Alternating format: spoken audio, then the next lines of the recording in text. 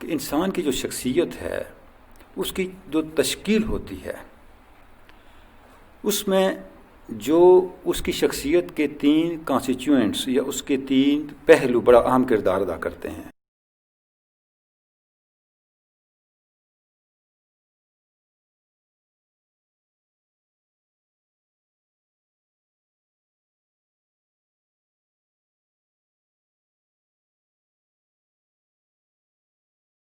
بسم اللہ الرحمن الرحیم۔ السلام علیکم۔ تلاوت قرآن پاک کے لیے میں حماد عارف صاحب کو دعوت دوں گا۔ اعوذ باللہ من الشیطان الرجیم، بسم اللہ الرحمن الرحیم۔ قل اعوذ برب الناس، ملک الناس، الہ الناس، من شر الوسواس الخناس الذی یوسوس فی صدور الناس من الجنۃ والناس۔ صدق اللہ العظیم۔ میں بلا تاخیر دعوت دوں گا ڈاکٹر طاہر امین تنولی صاحب کو کہ تو وہ تشریف لائیں۔ بسم اللہ الرحمن الرحیم۔ حاضرین گرامی، خواتین و حضرات، آج ریکنسٹرکشن کا جو 7واں خطبہ ہے، از ریلیجن پاسبل، یہ ہماری گفتگو کا موضوع ہے اور یہ ریکنسٹرکشن کا آخری خطبہ بھی ہے، اور ایک لحاظ سے اس کی ریلیونس دیباچے کے اندر جو علامہ نے سوالات اٹھائے ہیں ان کے ساتھ بھی ہے۔ تو جو اسلام کی روحانی تعلیمات کا عملی پہلو ہے، اس کی جو اپلیکیشنل ڈائمنشن ہے، ہم یہ کہہ سکتے ہیں کہ ان کو بھی بڑی حد تک علامہ نے اس خطبے میں ایڈریس کیا ہے اور اس کے امکانات کی طرف اشارہ کیا ہے کہ کس طرح سے ہم اسے ایک باقاعدہ منظم علم کی صورت میں آگے لے کے چل سکتے ہیں۔ یعنی ویسے تو ریکنسٹرکشن کا ہر خطبہ ہی ہمیں جہاں آگہی دیتا ہے وہاں بہت سے نئے سوالات سے بھی ہمیں آشنا کرتا ہے، تحقیق اور جستجو کے بہت سے نئے زاویے بھی ہمارے سامنے لاتا ہے۔ وہی صورتحال اس خطبے کی بھی ہے کہ اس خطبے میں بھی بہت سی ایسی باتیں ہیں جو ہماری جستجو کو دعوت دیتی ہیں، ہماری تحقیق کو اور ہمارے مزید دریافت میں آگے بڑھنے کو مہمیز دیتی ہیں کہ علامہ نے جہاں مذہب کے جو اخلاقی پہلو ہے یا جو اس کا روحانی پہلو ہے دین کا، اس کی اپلیکیشن کو ڈسکس کیا ہے، تو اس کو ڈسکس کرتے کرتے بہت سی ایسی باتوں کی طرف اشارہ کیا ہے جو ہمارے لیے تحقیق کا سامان ہے، ہمارے لیے جستجو کا سامان ہے، اور نئے موضوعات، علم کے نئے ابواب کا وہ نقطۂ آغاز بن سکتے ہیں۔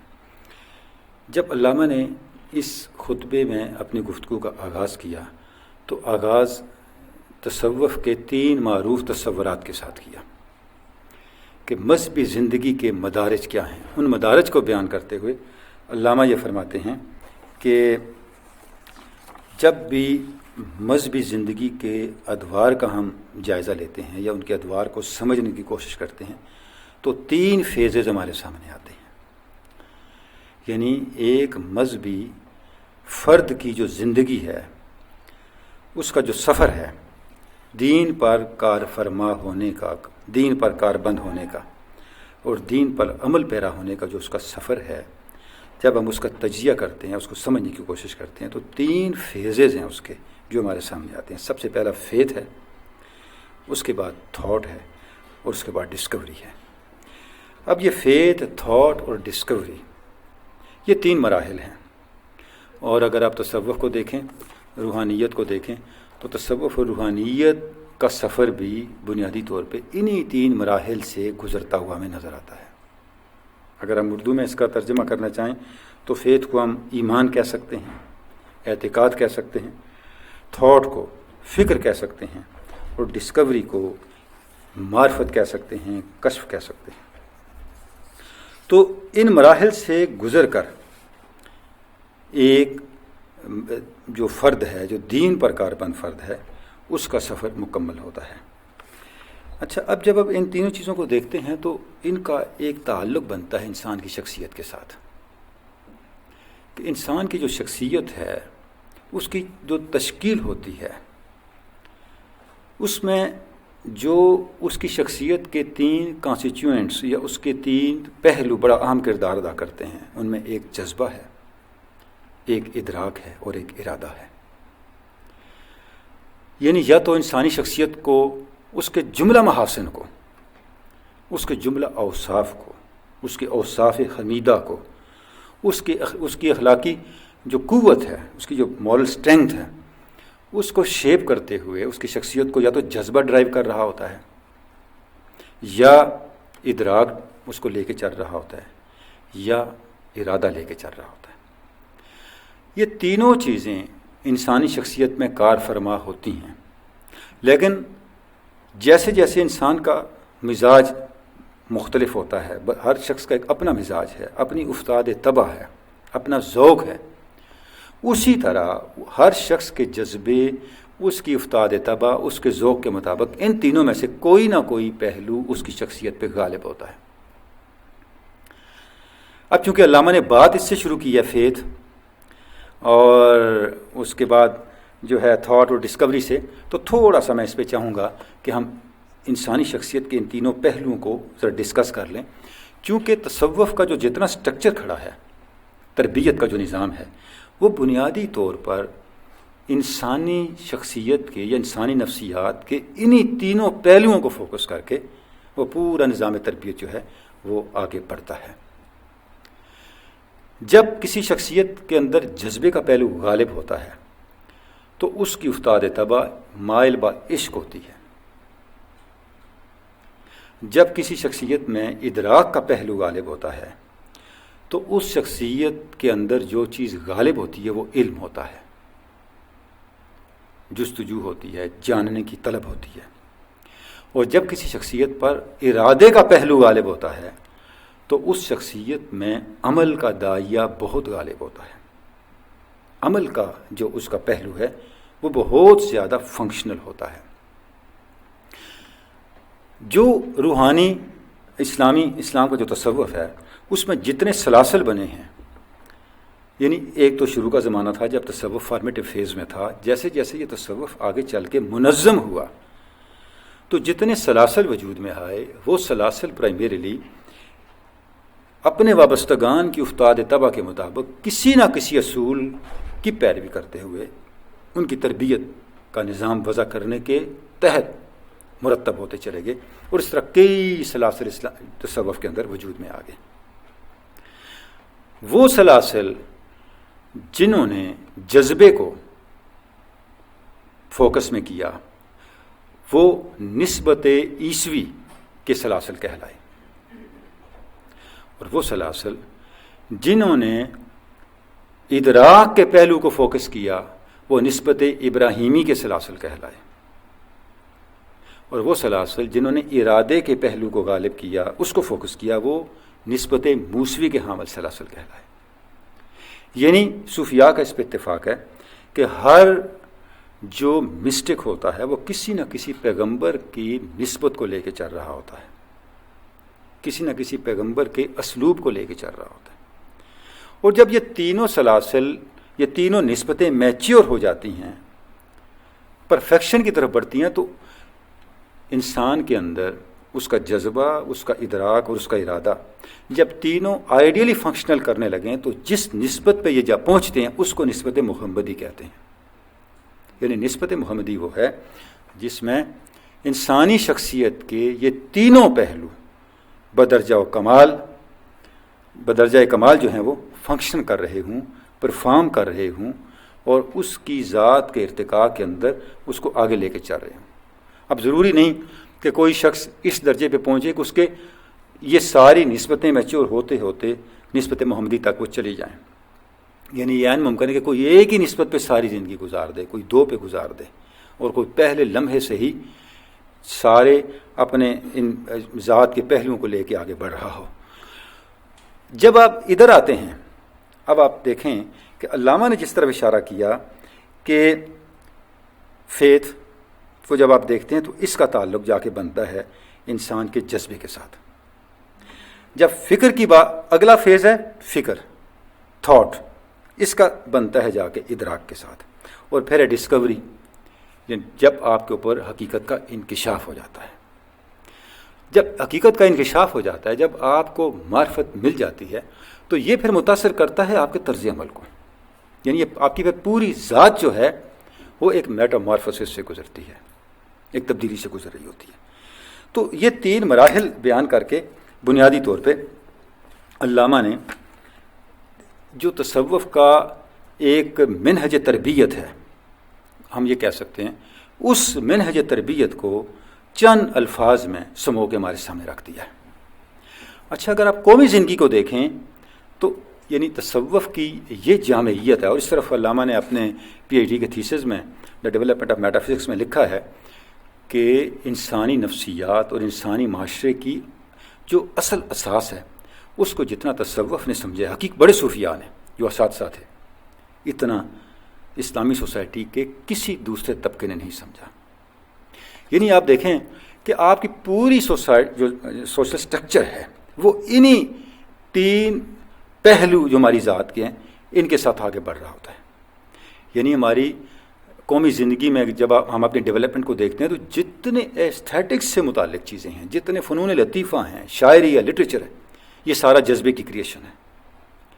جتنی سوشل سائنسز ہیں، فزیکل سائنسز ہیں، فلسفی ہے، یہ سارا ادراک کی دین ہے۔ جتنا آپ کا سسٹم ہے وہ سارے کا سارا آپ کے ارادے کا جو پہلو ہے اس کی دین ہے۔ مطلب یہ ہے کہ ہماری پوری قومی زندگی کی ہماری جو تہذیبی مظاہر ہیں وہ بھی اپنے اوریجن کے لحاظ سے ہماری ذات کے انہی 3 پہلوؤں میں سے کسی نہ کسی پہلو کے ساتھ اپنے اوریجن کے لحاظ سے آ جڑتے ہیں۔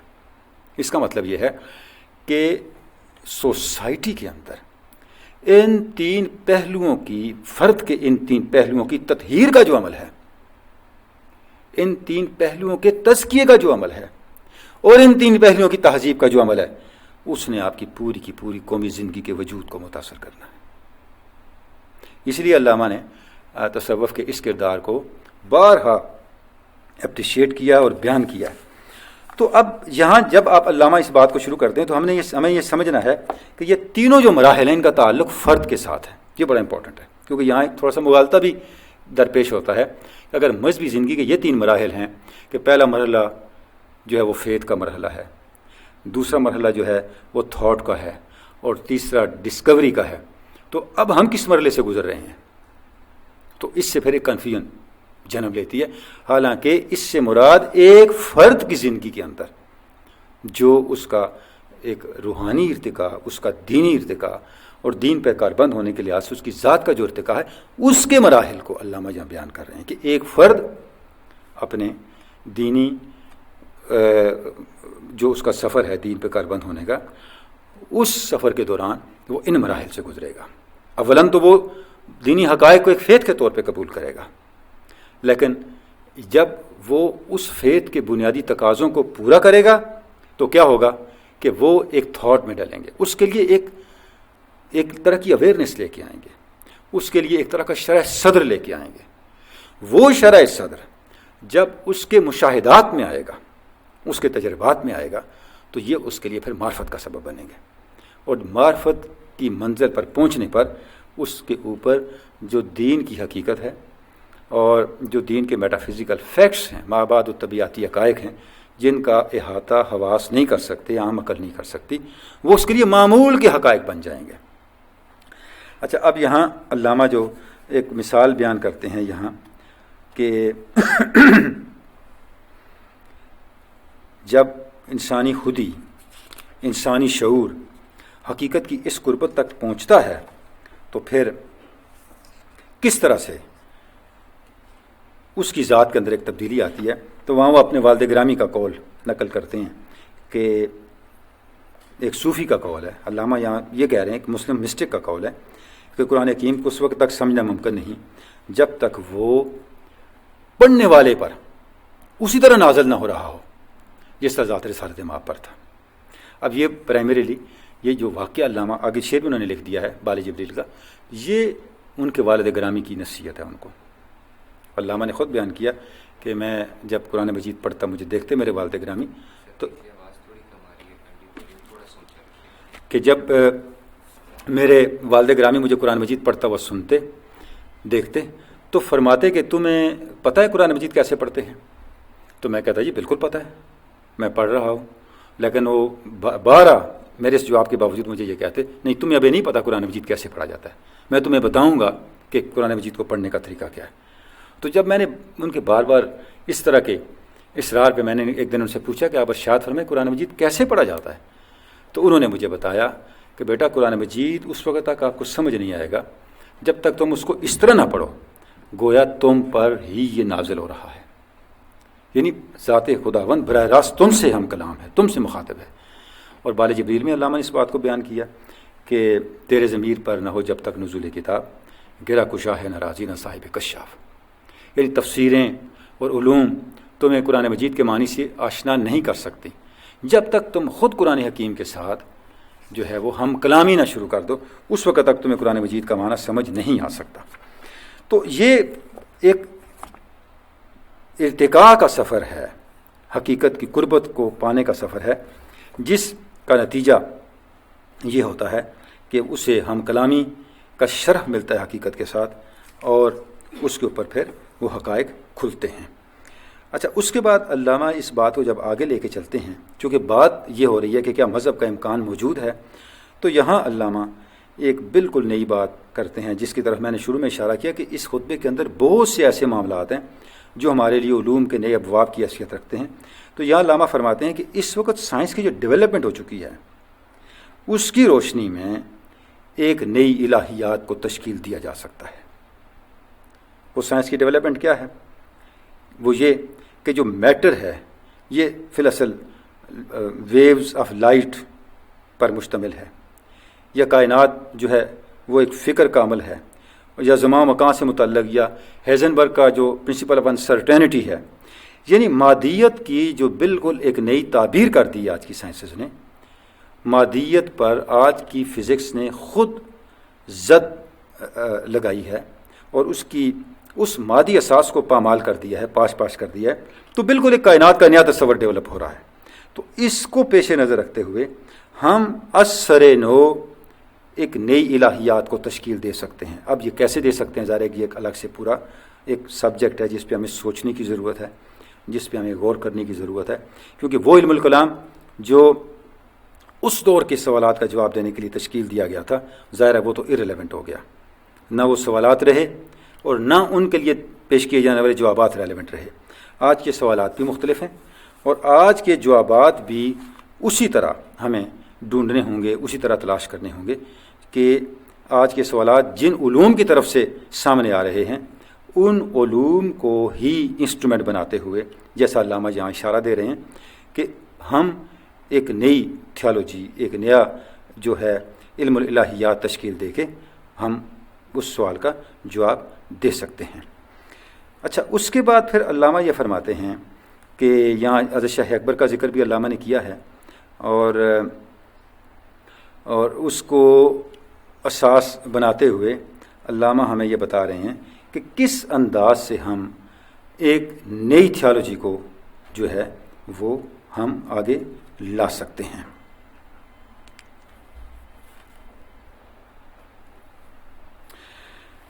ایک بڑا امپورٹنٹ پوائنٹ جس طرف یہاں علامہ اشارہ کر رہے ہیں وہ یہ ہے کہ اس سے پہلے جو صوفیاء ڈیلیور کر چکے، قرون وسطیٰ کے صوفیاء کی جو کنٹریبیوشن ہے، اس کنٹریبیوشن سے آج اگر ہم فائدہ اٹھانا چاہیں تو ہم فائدہ نہیں اٹھا سکتے۔ اس کا سبب کیا ہے؟ اس کا سبب یہ ہے کہ جب تک آپ کا تصور اور آپ کا تجربہ ہم آہنگ نہ ہو، اس وقت تک آپ اس کی کسی معنویت کو متعین نہیں کر سکتے، کیونکہ یہ تصور ہوتا ہے، یعنی آپ کی کنسیپچل یا آپ کی انٹلیکچل کلیئرٹی ہوتی ہے جو آپ کے کسی تجربے کو سوشل سگنیفیکنس دیتی ہے، اس کے اندر ایک معنی ڈالتی ہے۔ اب مسئلہ یہ ہے کہ روحانی تجربہ تو اپنی جگہ پہ ایک حقیقت ہے، لیکن اس روحانی تجربے کو، اس ریلیجیس ایکسپیرینس کو قرون وسطیٰ کے صوفیاء نے، پہلے صوفیاء نے جن تصورات کے ساتھ بیان کیا ہے، وہ تصورات آج کے کلچرل کانٹیکسٹ میں ریلیونٹ نہیں ہیں، آج کے انٹلیکچل اور ایکیڈیمک کانٹیکسٹ میں ریلیونٹ نہیں ہیں۔ نتیجہ یہ ہے کہ ہم ان تصورات کی بنیاد پر موجود جو ہمارے پاس اثاثہ ہے ریلیجس ایکسپیرینس کو انٹرپریٹ کرنے کا، سمجھنے کا، وہ اثاثہ اب ہمارے لیے فائدہ مند نہیں رہ گیا۔ تو اب اس کا ہمیں تدارک کرنا ہوگا کہ ہم آج کے تناظر میں، آج کے حوالے سے، آج کی ذہنی اور جو علمی اور فکری ضرورتیں ہیں، ان تصورات کو پیش نظر رکھتے ہوئے جو ریلیجس ایکسپیرینس ہے یا جو مذہبی تجربہ ہے، روحانی تجربہ ہے، اس کو سمجھنے کی اور اس کی تعبیر نو کرنے کی ہم نے کوشش کرنی ہوگی، تاکہ یہ جو آپ کے پاس صدیوں کا سرمایہ ہے یہ ریلیونٹ ہو سکے، اس سے ہم کو فائدہ اٹھا سکیں۔ اچھا، اب اس بات کو آگے بڑھاتے ہوئے علامہ ایک بڑی نادر بات فرماتے ہیں کہ جب ذات حقیقی کے ساتھ انسانی خودی کا تعلق پیدا ہوتا ہے تو اس تعلق کو انسانی خودی دریافت کرتی ہے ذات حقیقی کے ساتھ اپنے تعلق کو، تو اس سے کیا ہوتا ہے؟ اس سے اپنے بلند تر مقامات کا ادراک ملتا ہے، اور یہ جو ادراک ہے یہ بتدریج ایک ایسی ارتقاء کا باعث بنتا ہے انسانی ذات کے اندر جسے آپ منطقی حدود کی گرفت میں نہیں لا سکتے، جسے آپ الفاظ کا شاید پیرایا نہ پہنا سکیں، بیان میں نہ لا سکیں، لیکن اس سے انسانی ذات اس درجے پہ پہنچتی ہے کہ وہ ایک نئی دنیا تشکیل کرنے کے قابل ہو جاتی ہے، دنیا کو ہلا دینے کے قابل ہو جاتی ہے۔ اور بہت سارے ایسے تجربے جن کا ہم عام طور پہ شاید توقع بھی نہ کر سکیں، ان کو وہ اپنی ذات میں جذب کرنے اور اپنی ذات کے ذریعے سے تاریخ کا حصہ بنانے کی استعداد لے لیتی ہے۔ اور یہ سارے کا سارا جو کمال انسانی خودی کا ہے اس وقت آتا ہے جب اسے حقیقت کی قربت نصیب ہوتی ہے، یعنی حقیقت کی قربت میں جانے کے بعد انسانی خودی پر اس کے پوٹینشل جو ہیں وہ منکشف ہوتے ہیں۔ اچھا، اب جب ہم اس چیز ساری بات کو، علامہ کی اس بات کو پڑھتے ہیں تو ہمیں صوفیاء کا جو لٹریچر ہے اس میں جو تعلق باللہ ہے، جو اللہ کے ساتھ تعلق ہے بندے کا، اور اس تعلق کے بعد انسانی ذات میں جو تبدیلیاں آتی ہیں، ان سب کا تذکرہ جو ہے وہ ساری کی سارا پورا منظرنامہ ہمارے سامنے آنے لگتا ہے، کیونکہ جو ذات خداوند کے ساتھ تعلق ہے بندے کا، یہ اتنا ایک پر اسرار معاملہ ہے کہ اس کی تفصیلات جب ہم دیکھتے ہیں اور اس کے کیا کیا اثرات مرتب ہوتے ہیں انسانی ہستی پہ، آپ دیکھیں کہ یہ سبجیکٹ اس وقت سے علامہ کے زیر غور ہے جب ابھی وہ یورپ تشریف نہیں لے گئے، یعنی یہ 1901-2 میں شاید علامہ کا جو مضمون تھا، جو چھپا ان کا شیخ عبدالکریم الجیلی کے تصور توحید پر اور تصور وجود پر اور ان کے تصور انسان کامل پر، اور علامہ نے کئی جگہ لکھا بھی ہے کہ عبدالکریم الجیلی کا جو تصور انسان کامل ہے اس نے مجھے ہمیشہ انسپائر کیا ہے۔ اس میں یہ تفصیلات علامہ کے تحریروں میں ہمیں نظر آتی ہیں کہ ایک صوفی جب اللہ کے قربت کو پانے کے لیے جد و جہد کرتا ہے تو وہ اس کی قربت کو پانے کے لیے ہر وسیلہ استعمال کرنا چاہتا ہے تاکہ وہ ہر طرح کی رکاوٹ کو دور کر کے ذات حق تک جا پہنچے۔ واحد واسطہ، واحد وسیلہ جو بندے اور ذات حق کے درمیان صوفی کو ملتا ہے، جس کے ذریعے سے وہ قرب حق کو پا سکتا ہے، وہ واحد واسطہ اس کا ذکر ہے، اس کے علاوہ کوئی چیز نہیں ہے۔ یعنی میرے اور میرے خالق کے درمیان اگر کوئی چیز رابطہ بن سکتی ہے تو وہ اس کی یاد ہے، ظاہر ہے اس کا اور کوئی میں کانسیپٹ نہیں لے سکتا۔ اب خدا تک پہنچنے کے لیے میں نے کوئی لمبے چوڑے ہزاروں میل کا سفر نہیں کرنا، کہیں نہیں جانا، ادھر ہی ہے سب کچھ۔ تو اب وہ کون سی شے ہے جو میرے اور میرے خالق کے درمیان، اس حقیقت کبریٰ، حقیقت عظمیٰ کے درمیان، حقیقت مطلقہ کے درمیان موجود رکاوٹوں کو ڈیزالو کر دے؟ وہ اس کا ذکر ہے۔ جب بندہ اس ذکر کو ایڈاپٹ کرتا ہے، اب یہ وہ ساری باتیں ہیں جن کو علامہ نے، یہ عبدالکریم الجیری کا تھیسس ہے، جس کو علامہ نے ریپروڈیوس کیا ہے اپنے اس کے اندر ریسرچ آرٹیکل کے اندر، اور بعد میں اس کے 90% حصے کو اپنے تھیسس کا حصہ بنایا ہے۔ یہ حیران کن بات ہے، یعنی اپنے جو ان کا پی ایچ ڈی کا مقالہ ہے اس کا حصہ بنایا ہے۔ جب وہ اس ذکر کو لے کے چلتا ہے تو وہ ذکر اس صوفی کی ذات میں ایک تبدیلی لانا شروع کرتا ہے۔ جی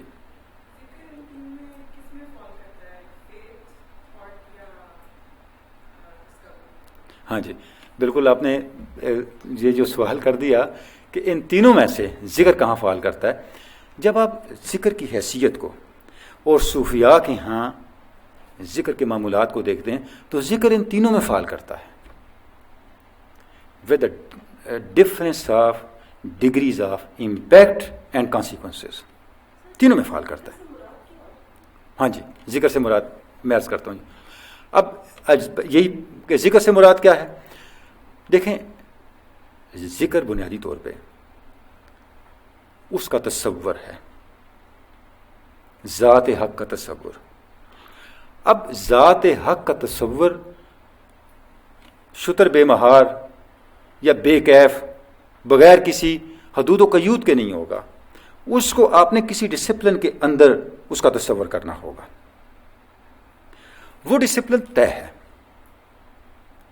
اللہ کی کتاب نے اور ذات رسالت مآب نے وہ تصور طے کر دیا۔ میں اس کی مثال آپ کو یہ دوں گا، آپ اللہ کو جواد کہیں گے، سخی نہیں کہیں گے، یعنی اللہ کے جن اسماء کے ذریعے سے آپ نے اللہ کو یاد کرنا ہے وہ ڈیفائنڈ ہیں اور اس کا ایک مطلب ہے، ہر اسم کا ایک مطلب ہے۔ یہ ایک پوری سائنس ہے جس پہ صوفیاء کا اتنا کام ہے۔ حضرت شیخ اکبر محی الدین ابن عربی نے تو یہاں تک کہ ہر شخص کا ایک اسم ہے جو اس کو لے کے چل رہا ہے، جو اس کا رب ہے۔ رب کا مطلب پالنے والا، یعنی وہ جو جہاں سے ہم نے بات شروع کی تھی، ہر شخص کی ایک افتاد طبع ہے۔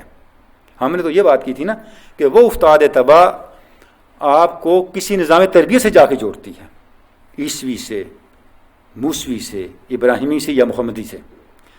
لیکن اس سے اوپر ایک بات کہ ہر اسم کا ٹیمپرامنٹ آپ کی ذات کے ساتھ جڑا ہوا ہے، اور آپ کی ذات کو اللہ کا ایک خاص اسم لے کے چل رہا ہے، اور اسی کے زیر اثر ہر شخص ہوتا ہے۔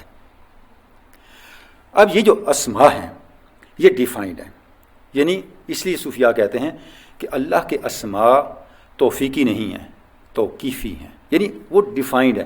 آپ اپنی طرف سے اللہ کو کوئی نام نہیں دے سکتے، کیونکہ اس سے بڑے مسائل پیدا ہوں گے، آپ کو نہیں پتہ اس کے کیا کانسیکوینسز ہوں گے۔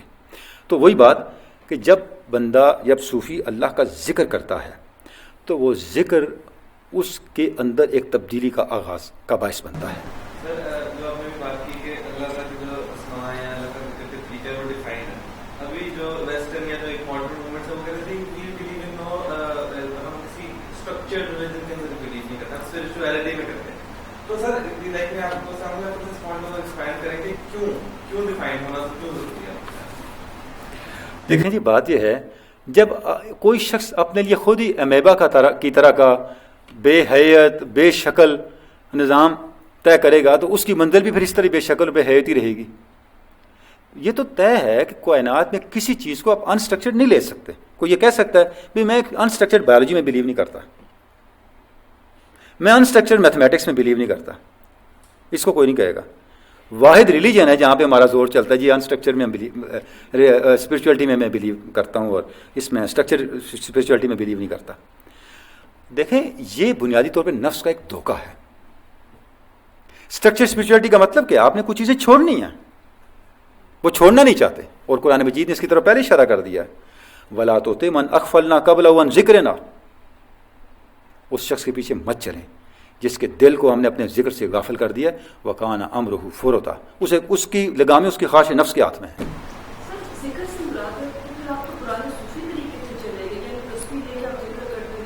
نہ قطع نہیں، میں اس طرف نہیں گیا. ذرا میں تھوڑا سا ایکسپلین کر لوں تو میرے خیال میں یہ چیز پھر، کیونکہ یہ اس سے بہت متعلقہ چیزیں ہیں تو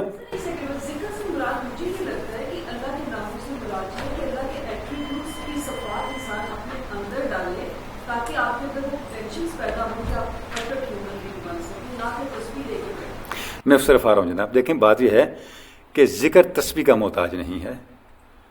میں نے عرض کیا کہ ذکر سے مراد اللہ کو یاد کرنا ہے، اللہ کے اسماء کو یاد کرنا ہے اس کے اسماء کے ذریعے سے. اور یہ میں ابھی آپ کی بات پہ بھی ہم نہیں آئے، ہم یہ بات کر رہے ہیں کہ عبدالکریم کلیم جیلی نے کیا کہا اور علامہ نے اس کو کس طرح ریپروڈیوس کیا، اس کا مفہوم ہم سمجھنے کی کوشش کر رہے ہیں. جیلی یہ کہتے ہیں جب صوفی ان اسماء کا ذکر کرتا ہے تو ان اسماء کی تاثیر اس کے اندر پیدا ہونے لگتی ہے اور اس کے اندر ایک طرح کی اسپریچول انہانسمنٹ پیدا ہوتی ہے، ایک روحانی روشنی اس کو میسر آتی ہے، ایک روحانی شرح صدر اس کو میسر آتا ہے.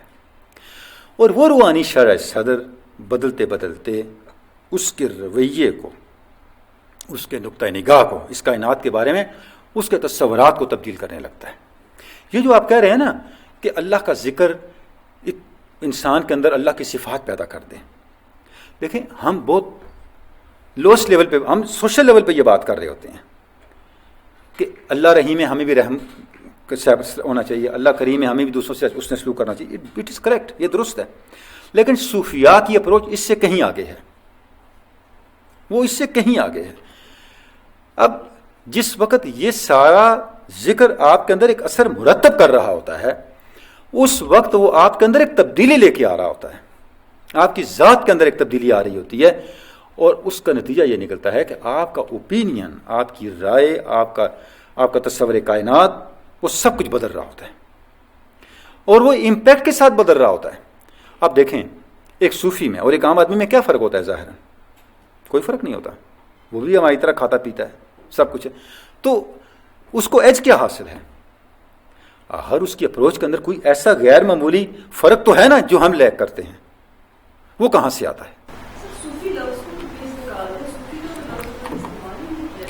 دیکھیں میں آپ کی خدمت میں عرض کرتا ہوں کہ صوفی کا لفظ ہم اس لیے استعمال کر رہے ہیں کہ یہ وہ لوگ ہیں جنہوں نے اس کے اندر اسپیشلائز کیا. اب یہاں علامہ نے آگے یہاں پر ہی بات کہی ہوئی ہے کہ یہ جو تصور ہے دین کے ان تمام مراحل کو طے کرنے کا، علامہ کہتے ہیں کہ یہ بدنصیبی ہے کہ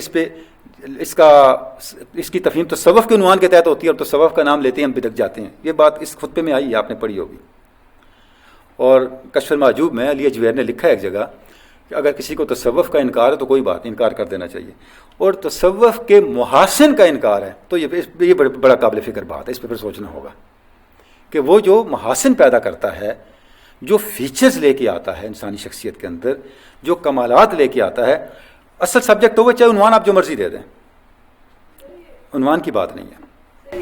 ذکر کی بات ہے جی جناب. یہ جو قرآن پاک میں جیسے آتا ہے فَاذْكُرُوا اللَّهَ كَمَا هَدَاكُمْ، تو یہ بیسیکلی وہ حج کے لیے آتا ہے، لیکن دیٹ از اللہ سبحانہ تعالیٰ نے جو اپنی معرفت کا جو ایک ذریعہ بتا دی، جیسے کہ آپ نے قرآن پاک کا فرمایا یا نماز کا فرمایا، ان سب کو ذکر کہا گیا رہتا ہے. تو اللہ سبحانہ تعالیٰ نے جیسے آپ نے پہلے کہا کہ ہماری اپنی سوچ کے مطابق وہ اسٹمبل اینڈ فال کر کے ہم اس تک پہنچنے کی بجائے اللہ سبحانہ تعالیٰ نے ہمیں ایک اسٹرکچر بھی بتا دیا. اور پھر ذکر کسی طرح سے بھی ہو سکتا ہے جس میں بھی اللہ سبحانہ تعالیٰ کی یاد آپ کو آتی ہے، بٹ وہ جو اسٹرکچر جو ہے وہ آپ کو اللہ تعالیٰ تک بہت جلدی پہنچا دیتا ہے اور ان مناظر کو زیادہ جلدی طرح سے عبور کرنے کی توفیق دے دیتا ہے. دیکھیں جی، آپ کی بات کے اندر ایک بہت اچھا نقطہ ہے کہ ذکر صرف زبان سے اللہ اللہ کرنے کا نام نہیں ہے، ذکر یاد ہے. اور یہ آپ کا پورا اسلوب حیات جو ہے، قرآن مجید آپ سے یہ ڈیمانڈ کرتا ہے کہ وہ ذکر میں ڈلے. وہ اسی صورت میں ہوگا نا کہ ہم اپنا ہر عمل اس کی اطاعت میں لے کے آئیں. علامہ نے اس خطبے میں اس طرف اشارہ کیا ہوا ہے کہ یہ جو تعلق ہے ذات حق کے ساتھ، اس تعلق کو ایک نظم و ضبط میں لانے ہی کا تقاضا ہے کہ قرآن مجید نے اور دین نے ہم پر نماز با جماعت کی پابندی عائد کی ہے. اس کا مطلب کیا ہے کہ آپ کے اوپر جو سوشل رسپانسبلٹیز ہیں آپ ان سے رائے فرار اختیار نہ کریں، آپ اپنی ذات کو بیلنس کے اندر رکھ کے چلیں. اور موسیقی کو اسی کے ساتھ علامہ نے یہاں اشارہ کیا موسیقی کو اسلام نے عبادت کا حصہ نہیں بنایا. کیوں نہیں بنایا؟ تاکہ آپ جذباتی سطح پہ عدم توازن کا شکار نہ ہو. آپ بیلنس کے ساتھ اپنی ذات کے ارتقاء کو بیلنس کے ساتھ تبھی لے کے چلیں گے جب آپ دین کے دیے ہوئے جو اسٹرکچرڈ پیٹرن ہے اس کو اپنے اوپر نافذ کریں گے, اس کو اپلائی کریں گے. تو اس میں ساری چیزیں ذکر ہی آ جاتی ہیں, ذکر کا حصہ بن جاتی ہیں.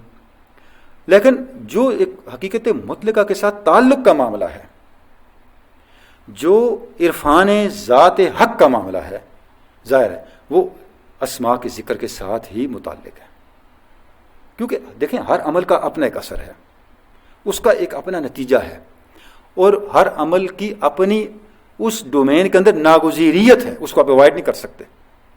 نماز ہے, زکوٰۃ ہے, حج ہے, حسن سلوک ہے, سچائی ہے, دوسروں کے درد دکھ کو محسوس کرنا ہے, آپ کی سوشل رسپانسبلٹی, یہ جتنی چیزیں ہیں ان میں سے ہر ایک کی اپنی جگہ پہ اہمیت ہے, لیکن اس کا اپنا ایک نتیجہ ہے. آپ جس کی بات کر رہے ہیں, جس طرف یہاں ذکر ہو رہا ہے کہ آپ یہ چاہ رہے ہیں کہ مجھے حقیقت مطلقہ کی معرفت ملے, اس تک مجھے رسائی ملے, تو وہ اس کا وہی طریقہ ہے جو اس تک پہنچنے والوں نے اختیار کیا. اس سے ہٹ کے تو پھر مشکل ہو جائے گا, پھر ہم اس کا تصور نہیں کر سکیں گے. جی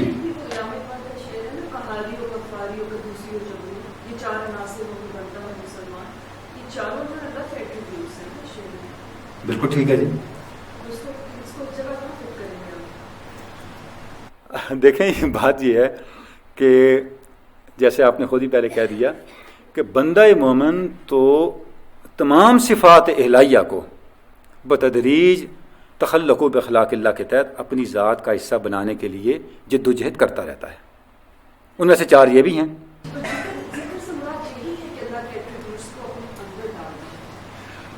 آپ بالکل ٹھیک کہہ رہے ہیں. مسئلہ یہ ہے کہ وہ ایٹریبیوٹس آئیں گے کیسے. اصل کوشچن یہ ہے نا کہ وہ ایٹریبیوٹس آپ کے اندر آئیں گے کیسے. اب یہ جو ایٹریبیوٹس ہیں یہ تو بڑے پرائمری ایٹریبیوٹس ہیں جو قرآن مجید نے جیسے کہا محمد رسول اللہ والذین معہ اشداء علی الکفار, محمد اللہ کے رسول ہیں, جو لوگ ان کے ساتھ رہتے ہیں ان کے خصائص کی ہیں. پہلی بات یہ اشداء علی الکفار, وہ قہاری ہیں. رحماء بینہم, وہ غفاری ہیں. تراہم رکعا سجدا, وہ قدوسی ہیں. یبتغون فضلا من اللہ ورضوانا, وہ جبروتی ہیں. یعنی اس آیت کے اندر ساری ترتیب موجود ہے. تو یہ علامہ کے پیش نظر تو قرآن مجید کی آیات ہیں نا, تو جب وہ اس کو کر رہے ہوتے ہیں تو اپنے پیٹرنس ان چیزوں کو بیان کر دیتے ہیں. لیکن ہم بات کر رہے ہیں اس تصور کی جس طرف علامہ ہمیں لے کے آ رہے ہیں کہ یہ سارے کا سارا پاسبل کیسے ہے. یہ دیکھیں یہ ایک پوری سائنس ہے. علامہ یہ کہہ رہے ہیں کہ یہ سائنس پاسبل کیسے ہے. یہ جو تعلق باللہ کا معاملہ ہے اس کو ہم ایک حقیقت کے طور پہ کس طرح اس کا مشاہدہ کریں. اب اس جملے کو دیکھیں جو علامہ فرما رہے ہیں کہ جب قربت حق اس کی ذات کا حصہ بنتی ہے تو اس سے کیا ہوتا ہے, اس کے اندر ایک بایولوجیکل تبدیلی آتی ہے, ایک حیاتیاتی تبدیلی آتی ہے جس کو آپ بیان کی گرفت میں نہیں لا سکتے, لیکن اس کے اندر اتنی طاقت ہوتی ہے کہ وہ ایک نئی دنیا تشکیل دے سکے, نئی دنیا کو تخلیق کر سکے. اور اس طرح کے تجربات علامہ کہتے ہیں کہ تاریخ کے مشاہدے کا حصہ ہیں, ہمارے مشاہدے میں آتے رہتے ہیں, ہم ان کو دیکھتے رہتے ہیں. اچھا جی, اب وہی والی بات کہ تصور اور تجربہ, علامہ یہ کہہ رہے ہیں کہ یہ دونوں ساتھ چلیں گے تو پھر جو ریلیجیس ایکسپیرینس ہے, یہ روحانی تجربہ ہے, اس کی تفہیم کو ہم متعین کر سکیں گے, اس کو انڈرسٹینڈ کر سکیں گے. کیونکہ دونوں چیزوں کے اوپر نظر رکھنی ہے. ایک تصور جو ہے وہ بھی راست ہونا چاہیے اور عمل بھی راست ہونا چاہیے, کیونکہ ان دونوں میں سے ایک چیز بھی انحراف کا شکار ہوئی, آپ کی انڈرسٹینڈنگ میں غلطی ہوئی, آپ کے تصور میں غلطی ہوئی, تب بھی اس کا نتیجہ درست نہیں نکلے گا. اور اگر اعمال میں غلطی ہوئی, کردار میں غلطی ہوئی, تو اس کا نتیجہ بھی صحیح نہیں نکلے گا. دونوں صورتوں میں ہم حقیقت سے دور جا پڑیں گے.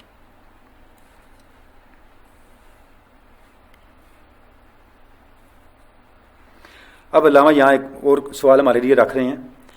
علامہ یہ فرماتے ہیں کہ ہر دور میں جب بھی ریلیجیس ایکسپیرینس کا ذکر آیا, بڑے مستند لوگوں نے جب تجزیہ کیا, اس کو بیان کیا, تو ایک چیز ہمارے سامنے آتی کہ یہ جو ہمارا عمومی شعور ہے اس کے ساتھ شعور کا ایک اور لیول بھی ہے جو کام کر رہا ہے، جس میں بڑی صلاحیتیں ہیں، بڑے امکانات ہیں، اور اس کے اندر نئے نئے تجربات کو سامنے لانے کے پوٹینشلز ہیں. لیکن مسئلہ یہ ہے کہ ہم اس شعور کو انڈرسٹینڈ کیسے کریں.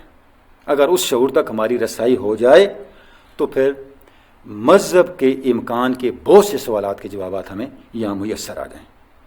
کیونکہ ظاہر ہے مذہب کا سبجیکٹ ہی شعور کا وہ سطح ہے نا.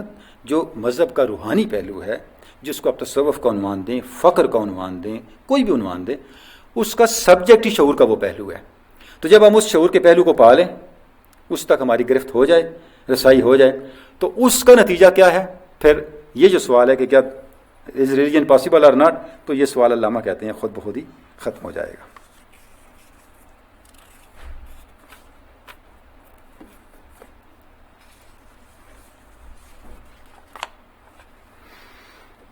اس کے بعد دور جدید کے انسان کے مسائل کیا ہیں، اس پہ جب علامہ بات کرتے ہیں تو اس پہ بات کرتے ہوئے، اور خصوصاً جو نظریہ ارتقاء ہے، اس پہ بات کرتے ہوئے علامہ فرماتے ہیں کہ آج کے انسان نے جو ڈیولپمنٹس کی ہیں سائنسز کے اندر، اس کا حال تو بہت بہتر ہو گیا ہے، لیکن وہ اپنے مستقبل سے مایوس ہو گیا ہے، کیونکہ اس نے اسے مستقبل پر یقین سے محروم کر دیا ہے. جبکہ اسلام کے اندر اس سوال کا جواب موجود ہے، اور اگر آپ اس کا جواب دیکھنا ہو تو مولانا روم کے تصور ارتقاء کو دیکھیں کہ کس طرح سے مولانا روم نے مثنوی کے اندر انسان کے ارتقاء کے تصور کو بیان کیا ہے کہ انسان کا سفر کہاں سے شروع ہوا اور چلتے چلتے کہاں تک پہنچا اور اس کی منزلیں کیا ہیں. تو اب آگے وہ شاروی علامہ نے دیے ہیں کہ مسلم صوفیاء انسان کے مستقبل کو جس طرح دیکھتے ہیں، ظاہر ہے وہ مادیت سے گزر کے روحانیت کی طرف جانا ہے، قربت حق کی طرف جانا ہے. بعض شد انا الہ راجعون، جیسے مولانا کہتے ہیں کہ انسان کا ارتقاء یہ ہے کہ جہاں سے وہ چلا تھا، بشنواز نے چوہے کا آیت میں کنت، انجام کار اس نے اسی حقیقت کے قریب پہنچنا ہے اور اسی حقیقت کی قربت سے بہرہ یاب ہونا ہے. اور یہ وہ سفر ہے جو ہر آنے والے لمحے کو انسان کے حال کے ہر لمحے سے بہتر بناتا ہے، حتیٰ کہ اس کو موت کی یاسیت سے بھی بالا تر کر دیتا ہے.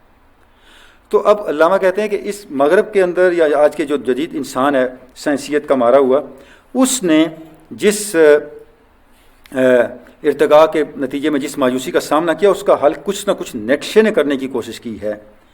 اس نے ارتقاء کو جس طرف بڑھایا، لیکن چونکہ اس کے اندر بھی کوئی فریشنس نہیں ہے، کوئی تازگی نہیں ہے، وہ تو ایک ایٹرنل ریکرنس ہے، لہٰذا ہم دیکھتے ہیں کہ وہ بھی اس طرح کا حل نہیں دیتا کہ انسانیت مایوسی سے نکلے، مایوسی سے نجات پا سکے. وہ بھی ایک طرح کا ایک میکینیکل موومنٹ ہے جس میں انسان مبتلا ہو جاتا ہے اور اسی میکانیت کا شکار رہتا ہے جو سائنس کی میکانیت ہے. پھر کچھ تجزیہ علامہ نے یہاں کیا ہے نقشے کا، اور اس کے بعد پھر علامہ اسی بات پہ آتے ہیں کہ مذہب انسانی شخصیت کو، اس کی قوتوں کو مجتمع کرنے کا اسے ایک ڈسپلن دیتا ہے، کہ یعنی ایک ایسا نظام آپ کے سامنے رکھتا ہے ریلیجن، مذہب، اپنی تعلیمات کے ذریعے سے، کہ جہاں اخلاقی اقدار کے مطلق اصولوں کو اپنی گرفت میں لا کر شخصیت کی خود اپنی قوتوں کو وہ متحد کر دیتا ہے. اب یہ جو شخصیت کی اپنی قوتوں کو متحد کرنا ہے اور اپنے مرکز کے ساتھ اس کے اندر ایک مرکزیت پیدا کرنا ہے، اس سے کیا ہوتا ہے؟ علامہ کہتے ہیں اس سے ایک پر اسرار طور پر اس کے اندر ایک ایسی معنویت پیدا ہوتی ہے جس سے ہمارا معمول کا طرز زندگی اور طرز فکر ہی بدل جاتا ہے. یعنی پھر اسی نقطے پہ ہم آ رہے ہیں کہ کس انداز سے انسانی خودی کی منتشر قوتیں مجتمع ہو کر ایک قوت میں بدل جائیں اور انتشار سے نجات پا لیں. تو پھر ہمیں رجوع کرنا پڑتا ہے صوفیاء ہی کی طرف کہ صوفیاء نے اس پہ جس انداز سے ایک سائنس کے طور پہ اس کو پیش کیا ہے، بہت عنوانات کے تحت اس پہ صوفیاء نے بات کی ہے. میں ایک عنوان کو یہاں رکھنا چاہوں گا جو بہت زیادہ اس کے ساتھ ریلیونٹ ہے اور اس کانسیپٹ کو الابوریٹ کرتا ہے. وہ ہے صوفیاء کا جمع اور تفرقہ کا جو ہے تصور ہے. یعنی اس پہ ہر بڑے مسٹیک نے بات کی ہے کہ انسانی ذات کا جو ارتقاء ہے، اس کا جو روحانی ارتقاء ہے، اس کی جو قرب حق کو پانے کی کوشش ہے، اس میں ایک رویہ جمع اور تفرقہ کا کار فرما ہوتا ہے، جس کے نتیجے میں انسان اپنی ذات کی پراگندگی سے نجات پاتا ہے، اپنی ذات کے انتشار سے نجات پاتا ہے. اس سے مراد کیا ہے؟ اس سے مراد یہ ہے کہ انسان اپنی جو اس کی ایک موہومہ انا ہے، اس سے نکل کر وہ ذات حق کے ساتھ وابستہ ہو اور ذات حق کے ساتھ اپنی تمام کی تمام قوتوں کو، اپنی تمام کی تمام جو اس کے رجحانات ہیں، میلانات ہیں، ان کو جوڑے اور ذات حق کو ہی اپنی بقا کا ہر لحاظ سے ذریعہ سمجھے. تو اس کا نتیجہ کیا نکلے گا کہ حدیث قرب نوافل کے تحت اس کی ذات کے جو اوصاف ہیں، جو فانی اوصاف ہیں، وہ ذات حق کے ابدی اوصاف کے ساتھ بدلنے لگیں گے. یعنی یہ جو ہم بار بار ایک بات کہتے ہیں نا کہ اللہ کی صفات ہمارے اندر پیدا ہوں، تو یہ صفات کیسے پیدا ہوں گی؟ اب اس کا جواب حدیث قرب نوافل دیتی ہے. اچھا اب دیکھیں، علامہ نے باتیں کم و بیش وہی کی ہوئی ہیں، لیکن حدیث آیت کا کوئی حوالہ نہیں دیا ہوا، کیونکہ ان کے مخاطبین اور ہیں. ان کو ان کے ورژن میں جا کے، ان کے ڈومین میں جا کے، ان کے انداز بیان میں جا کے بات سمجھانی مقصود ہے. لیکن سچی بات یہ ہے کہ جب آپ ان باتوں کی ایک عملی توضیح چاہتے ہیں تو آپ کے پاس اور کوئی ڈسپلن ہی نہیں بچتا جہاں کھڑے ہو کہ آپ ان باتوں کو ایکسپلین کر سکیں، ایلابوریٹ کر سکیں. یعنی علامہ کا یہ جملہ آپ دیکھیں کتنا حیات افروز جملہ ہے، جس میں علامہ یہ کہتے ہیں کہ مذہب کیا کرتا ہے؟ وہ انسانی شخصیت کو اس کے مرکز پہ لا کے اس کی قوتوں کو اتنا متحد کر دیتا ہے، اتنا مرتکز کر دیتا ہے کہ وہ حقیقت کبریٰ کا عکس بن کے اس کائنات کو بدل سکتی ہے. ٹھیک ہے، اب یہ جیسے ہی میں نے یہ جملہ پڑھا میرے اندر ایک کرنٹ پیدا ہو گیا. سوال یہ کہ ہوگا کیسے؟ اب میں اس کے لیے، اس کی انٹرپریٹیشن کے لیے کہاں جاؤں گا؟ ہسٹری میں جاؤں گا، فلسفے میں جاؤں گا، تفسیر کے پاس جاؤں گا، علم الکلام کے پاس جاؤں گا، حدیث میں کہاں جاؤں گا؟ کہیں نہ کہیں سے تو مجھے اس کی وضاحت چاہیے. شاعری تو یہ ہے نہیں، علامہ نے شاعری نہیں کی ہوئی ریکنسٹرکشن کے اندر. یہ تو بڑی واضح کامل عمل باتیں کی ہوئی ہیں علامہ نے. اور سچی بات ہے، میں آپ کی خدمت میں عرض کروں کہ سید نذیر نیازی کافی دن علامہ کے پاس نہ آئے، تو چند دنوں کے جب ملاقات ہوئی تو علامہ نے پوچھا، نیازی صاحب آپ غائب اتنے دن سے، اب ملاقات نہیں ہوئی، کیا کر رہے تھے؟ کسی کام میں مصروف تھے؟ تو سید نذیر نیازی نے کہا، علامہ صاحب میں آج کل ایک کتاب لکھ رہا ہوں. تو علامہ صاحب نے پوچھا کیا کتاب لکھ رہے ہیں؟ تو انہوں نے کہا جی میں تصوف پر کتاب لکھ رہا ہوں. تو علامہ نے فرمایا، نیازی صاحب تصوف بھی کوئی لکھنے کی چیز ہے؟ یہ تو کرنے کی چیز ہے. تصوف لکھنے سے تھوڑا ہی آتا ہے، یہ تو کرنے سے آتا ہے. جب آپ اس خطبے کو پڑھتے ہیں تو سمجھ آتی ہے کہ علامہ کے نزدیک تصوف کرنے کا مطلب کیا ہے. لیکن بات یہ کہ اس کی ہم وضاحت کے لیے جائیں گے کہاں؟ اب یہی جو جملہ ہے جس کا ابھی ہم ذکر کر رہے ہیں، تو میں ایک کوٹیشن آپ کے سامنے پڑھنا چاہ رہا تھا.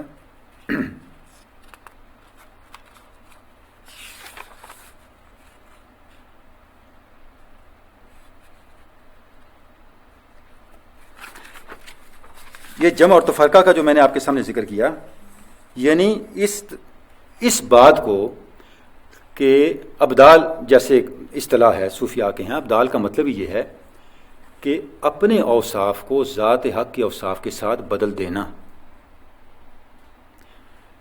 اس کانسیپٹ کو ریئلائز کرنے کے لیے جو پیٹرنز، جو اصطلاحات یا جو ضابطے صوفیاء نے ڈسکس کیے ہیں، ان میں ایک جمع اور تفرقہ کا ضابطہ بھی ہے.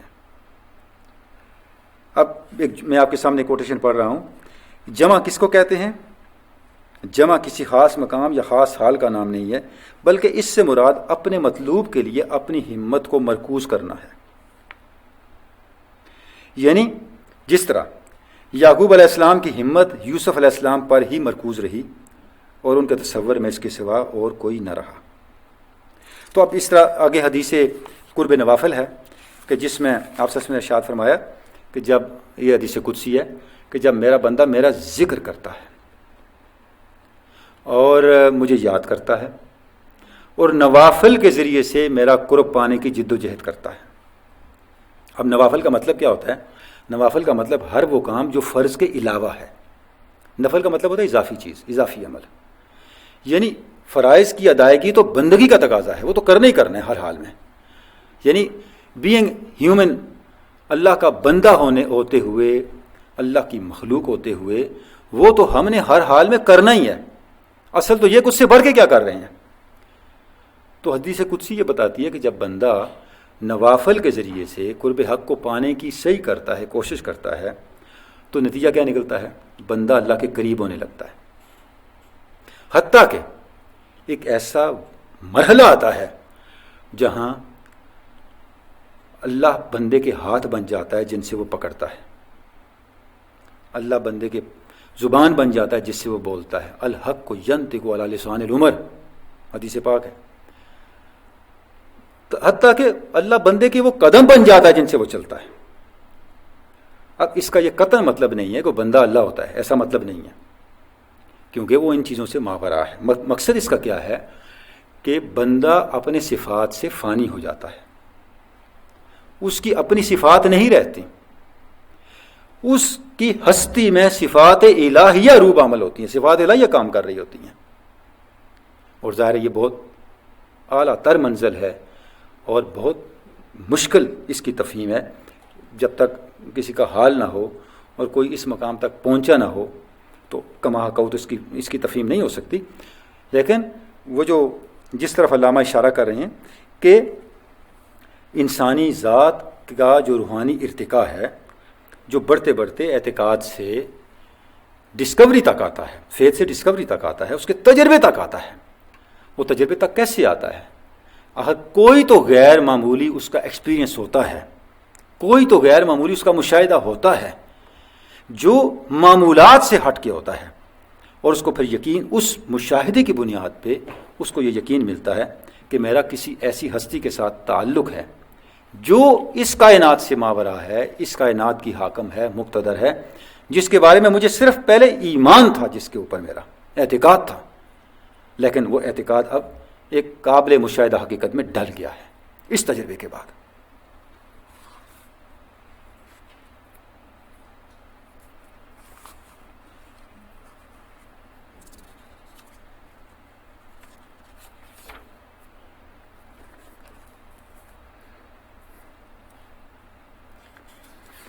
اب اس تجربے کو، روحانی تجربے کو جب علامہ مزید ایلابوریٹ کرتے ہیں، اب وہی پر بھی آ جاتے ہیں اور اس کی پراسراریت پہ بات کرتے ہیں، تو فرماتے ہیں کہ ایسا بھی ڈسکس ہوا، ایسی باتیں بھی ہوئیں کہ ایسے روحانی تجربات کے حامل لوگوں کو جدید ذہن کے حاملین نے ذہنی مریض بھی قرار دیا. پھر انہوں نے جارج فاکس کا اور کچھ لوگوں کا ذکر بھی کیا. تو علامہ کہتے ہیں کہ بات یہ ہے کہ اس سے قطع نظر آپ یہ دیکھیں کہ ایک شخصیت کسی روحانی تجربے کی دعوے دار ہے، اور چونکہ آپ کے پاس کوئی ایسا میکانزم نہیں ہے کہ آپ روحانی تجربے کو سمجھ سکیں، اس کا ادراک کر سکیں، اس کا تجزیہ کر سکیں، اس کو کسی ٹیسٹ سے گزار سکیں، تو آپ اس کا انکار کریں. اب یہ بھی تو دیکھیں اس کے نتائج کیا ہیں.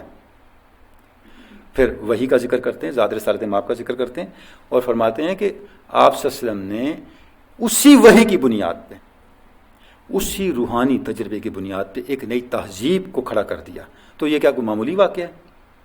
بھئی اگر کوئی ذہنی معاملے کا ہے تو یہ بھی تو ایک موضوع بحث ہے، ایک موضوع تحقیق معاملہ آپ کے سامنے آ جاتا ہے. آپ اس پہ سوچیں 23 سال کا وقت کتنا کا وقت ہوتا ہے؟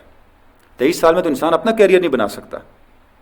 یعنی آپ صلی اللہ علیہ وسلم نے اپنی دعوت کا آغاز کیا، دشمنوں کا سامنا کیا، جنگیں لڑیں، ہجرت کی، دنیا بھر کے بڑے حکمرانوں سے رابطے کیے، ایک سوسائٹی کا آغاز کیا، اس سوسائٹی کو کھڑا کیا، اس کو ریاست میں بدل دیا، اور پھر صرف ریاست میں نہیں بدلا، اس کو ایک ایسی تہذیب کی شکل دی، دنیا کی سب سے جدید ترین تہذیب، بڑی تہذیب، اس کے بعد کسی بڑی تہذیب کا آغاز نہیں ہوا. اور وہ کون سے آئیڈیلز ہیں جو اس تہذیب سے ہٹ کے کسی انسان کو مل سکتے ہیں؟ تو یہ سب کچھ کہاں سے ہوا؟ اس کا مطلب یہ ہے کہ یہ جو وحی پر مبنی معاملہ ہے، یہ ایسا معاملہ نہیں کہ اس کو آسانی سے نظر انداز کر دیا جائے. یہ نظر انداز کرنے والی بات نہیں ہے. جی ہاں بالکل جی، چونکہ تفرقہ کی طرف ذکر نہیں آیا کہ میں کہ کوئی تفرقہ ہی نہ پڑ جائے اچھا جی، اس پہ بڑی بات ہے جی علماء کی، اہل تصوف کی. جمع کا مطلب یہ ہے کہ آپ اپنی ساری توجہات کو بہت سادہ الفاظ میں عرض کروں گا، ذات حق پر مرکوز کریں، اپنے ہر معاملے کو اللہ کے فضل کا نتیجہ سمجھیں اور بتدریج اپنے ارادے کو مبدل و ارادہ الہی کرتے چلے جائیں. تفرقہ کیا ہے؟ تفرقے کا مطلب یہ ہے کہ جتنا بندہ ذات حق سے دور ہوگا، ذات حق کے علاوہ دیگر تصورات کا قیدی ہوگا، اتنا ہی وہ تفرقے میں ہوگا. ظاہر ہے اس کا نتیجہ کیا ہوگا کہ اس کا روحانی وجود انتشار کا شکار ہوگا. تو بقا کس کے اندر ہے، منظر رسیدگی کس کے اندر ہے کہ انسان تفرقے سے نکل کے جمع میں آنے کی کوشش کرے، اور جتنا جتنا وہ جمع کی طرف آتا جائے گا، یعنی ذات حق کی قربت میں آتا جائے گا، اتنا اتنا اس کے روحانی وجود میں کمالات کا ظہور ہوتا جائے گا، جیسا کہ حدیث قرب نوافل میں ہے. جتنے معجزات ہیں وہ سارے مقام جمع کی دین ہیں. یعنی اب جیسے آپ وسلم کا معجزہ معراج ہے، صاف ظاہر ہے یہ بشری طاقت کے اندر تو پاسبل نہیں ہے. انبیاء کے سارے معاملات آپ کے سامنے ہیں، صوفیاء کے ایسے بہت سے خوارق ہیں. تو وہ اس کی بنیاد کیا؟ اس کی بنیاد یہی ہے کہ اس وقت وہ مبدل با صفات الہی ہوتے ہیں، تو یہ کمالات ان سے ظہور پذیر ہوتے ہیں.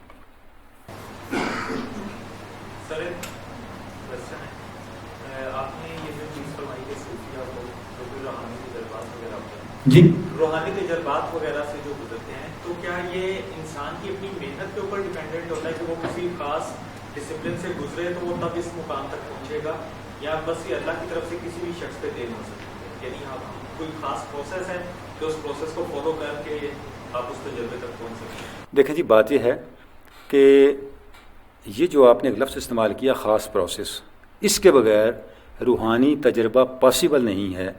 گو روحانی تجربہ ہے کلیتاً فضل الہی. یعنی محقق صوفیاء نے ان دونوں باتوں کو ساتھ رکھا ہے. معرفت الہیہ، بلکہ علامہ نے بھی یہ بات کہی ہوئی ہے کہ روحانی بقا آپ کا حق نہیں ہے. You have to struggle for it, یا you are not privileged for it. آپ نے اس کے لیے جد و جہد کرنی ہے. محقق صوفیاء کا یہ موقف ہے کہ معرفت الہیہ کلیتاً اللہ کا فضل ہے، آپ اس کے دعوے دار نہیں ہو سکتے. لیکن یہ فضل بغیر مجاہدے کے ممکن نہیں ہے. اس کی مثال بالکل ایسے ہے، معنی کا ابلاغ یہ ایک ڈیوائن پروسیس ہے، لیکن عبارت کے بغیر معنی کا ابلاغ نہیں ہوتا. اب اگر میں پراپر نظم کے ساتھ بات ہی نہ کروں تو آپ تک کوئی معنی نہیں پہنچے گا. عبارت جتنی منظم ہوگی، جتنی آرگنائزڈ ہوگی، جتنی فصاحت کے ساتھ ہوگی، جتنے زبان و بیان کے تقاضوں سے عہدہ برا ہو کے عبارت ادا کی جائے گی، اتنا ہی اچھا معنی آپ تک پہنچے گا. اور اگر عبارت کے اندر مسئلہ ہو، میری عبارت ایک گنجلک ہو، اس میں کوئی نظم نہ ہو، زبان کے قواعد کا لحاظ نہ ہو، ثنائے بدائے کا لحاظ نہ ہو، تو اس کا نتیجہ کیا نکلے گا؟ میں کچھ کہوں گا، آپ کچھ سمجھیں گے. بیان ہی انسان کی روحانی زندگی کے سفر میں اس کا مجاہدہ عبارت ہے. اس نے ابھی اپنی عبارت کو ہر طرح کی غلطی سے پاک رکھنا ہے، اور اس عبارت کا معنی یہ معرفت ہے.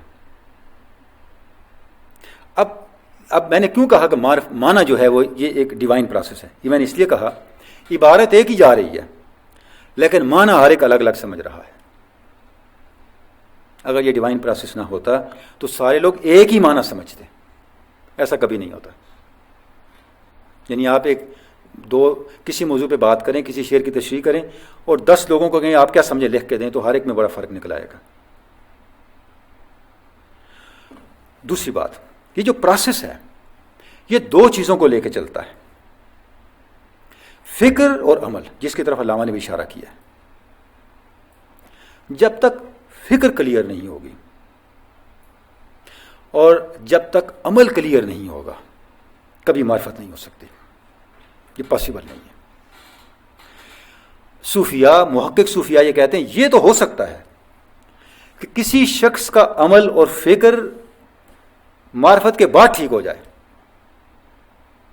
لیکن یہ نہیں ہو سکتا کہ اس کی معرفت مجاہدے اور فکر و عمل کی اصلاح سے مستغنی ہو. یہ کبھی نہیں ہو سکتا. ہاں، فرق یہ ہوگا اگر معرفت فکر و عمل کی اصلاح کے بعد مل رہی ہے تو وہ مشقت والا کام ہے، لیکن اگر معرفت کے بعد فکر و عمل کی اصلاح تو یہ مشقت نہیں ہے، یہ سہولت والا کام ہے. وجہ یہ ہے کہ مطلب ہے کہ وہ آپ کی طبیعت بن جاتی ہے، پھر آپ کو اس سے نہیں، تکلف سے نہیں گزرنا پڑتا.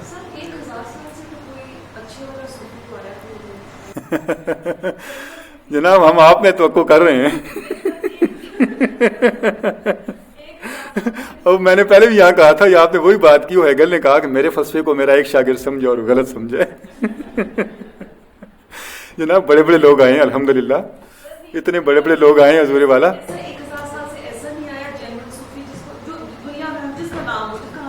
جی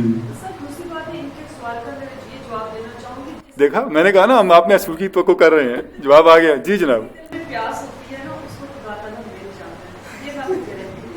اور آپ نے اپنے سوال کا جواب بھی دے دیا. 1000 سال میں صوفی نہیں آیا. جس کے دل میں پیاس ہوگی اس کو ضرور صوفی ملے گا. تو جناب عرض یہ ہے کہ بڑے بڑے لوگ ہیں. جی میں آپ کو خدمت میں عرض کروں کہ میں ایک شخصیت کا نام لیتا ہوں، محمود شبستری کا. محمود شبستری یہ اتنے بڑے آدمی تھے، نوجوان تھے. یہ واز ینگ مین. جی کہتے ہیں کتنی پرانی بات ہے. اتنی پرانی بات نہیں جی، 200-300 سال پرانی ہوگی، 200-300 سال پرانی ہوگی. اچھا دیکھیں، زوال کا دور ہے.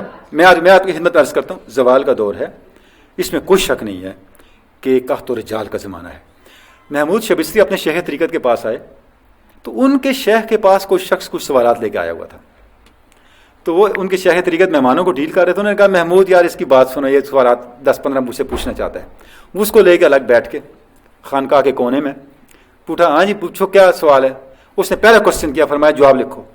اس کا جواب ڈکٹیٹ کروا دیا. 12-15 سوالات کے جوابات ڈکٹیٹ کروا دیے. سوال بھی شعر میں لکھوایا اور جواب بھی شعر میں لکھوایا. جب اٹھے تو کتاب بن چکی تھی. اس کتاب کا نام ہے گلشن راز، جسے تصوف کی ٹیکسٹ بک سمجھا جاتا ہے. اور اس کتاب سے انسپائر ہو کے علامہ نے لکھی گلشن راز جدید. وہی سوالات ہیں جن کا جواب محمود شبستری نے دیا تھا. صرف علامہ نے کیا یہ ہے کہ پیٹرن بدل دیا، آج کے کانٹیکسٹ میں جوابات دیے. کتاب موجود ہے اور اس کتاب کو پڑھے بغیر کوئی آپ یہ دعویٰ نہیں کر سکتے کہ میں نے تصوف کی جو بیسکس ہے اس کو پڑھا ہے. تو اس طرح کچھ چیزیں ایسی ہیں جی جب تک آپ ان سے گو تھرو نہیں نہ کر لیتے، جیسے کشف المحجوب ہے. اب کشف المحجوب کے بارے میں میری طالب علمانہ رائے یہ ہے، چونکہ بہت پڑھنے کا موقع ملا ہے، کہ یہ آپ کے 90% مسائل کو حل کر دیتی ہے. تصوف کیا ہے، اس کے مسائل کیا ہیں، اور اس کو آپ نے اپلائی کس طرح کرنا ہے. اور یہ جمع و فرقہ کے سارے مباحث میں نے اسی سے ابھی آپ کے سامنے کوٹ کیے ہیں. اور بھی بڑے لوگوں نے اس پہ بات کی ہوئی، لیکن وہ بہت مشکل مباحث ہیں. تو وہی صفحے میں فوٹو کاپی لے کے آیا ہوا تھا، اسی سے میں نے آپ کے سامنے پڑھا ہے. یعنی جس سطح پہ جا کے علی اجویر نے انسانی نفسیات کو ایڈریس کیا ہے، انسانی نفسیات کے مسائل کو بیان کیا. اور میں آپ کی خدمت میں عرض کروں کہ ریکنسٹرکشن کے اکثر جملے کشف المحجوب کے جملوں کا انگریزی ترجمہ ہے. آپ حیران ہوں گے یہ بات سن کے. یعنی علامہ کے سامنے تھا یہ سب کچھ. اب آپ یہ دیکھیں کہ علی اجویر فرماتے ہیں کہ میں اپنے شیخ طریقت کے پاس تھا اور میرے شیخ طریقت کا آخری وقت تھا. ان کا سر میری گود میں تھا اور میں اپنے کسی دوست کی بدسلوکی کی وجہ سے بڑا ہی پریشان تھا. وہ دل میں ہوتا ہے نا انسان، فلاں نے مجھے گھور کے دیکھا تھا، فلاں نے مجھ سے یہ چیز چھین لی، میرے ساتھ یہ بدتمیزی کی. تو میرے دل میں بڑی کدورت تھی اس کے بارے میں. تو جب میرے شیخ طریقت نے آنکھ کھولی اور میرے چہرے پہ دیکھا اور کہا علی میں تمہیں ایک نصیحت کرنے لگا ہوں، اس نصیحت کو پلے باندھ لو، زندگی بھر کبھی تمہیں نہ نقصان ہوگا نہ پریشان ہوگا. میں کانشیس ہو گیا. میرے شیخ نے فرمایا علی یہ بات دل پہ لکھ لو، نہ ہی کوئی اچھا وقت مستقل ہے نہ کوئی برا وقت مستقل ہے. یہ دونوں چیزیں اللہ کی طرف سے ہیں، بس اس کو اللہ کی طرف سے سمجھو. کوئی برائی کرنے والا تمہارا کچھ نہیں بگاڑ سکتا، نہ برا وقت تم سے کچھ لے کے جا سکتا ہے. علی اجویر فرماتے ہیں کہ میرے شیخ نے یہ بات کی، پھر اس کے بعد ان کی روح کف سے ان سر سے پرواز کر کے ان کے آخری کلمات تھے میرے ساتھ زبور ہے. اب یہ سارا واقعہ ایک وجہ سے آپ کو سنایا ہے.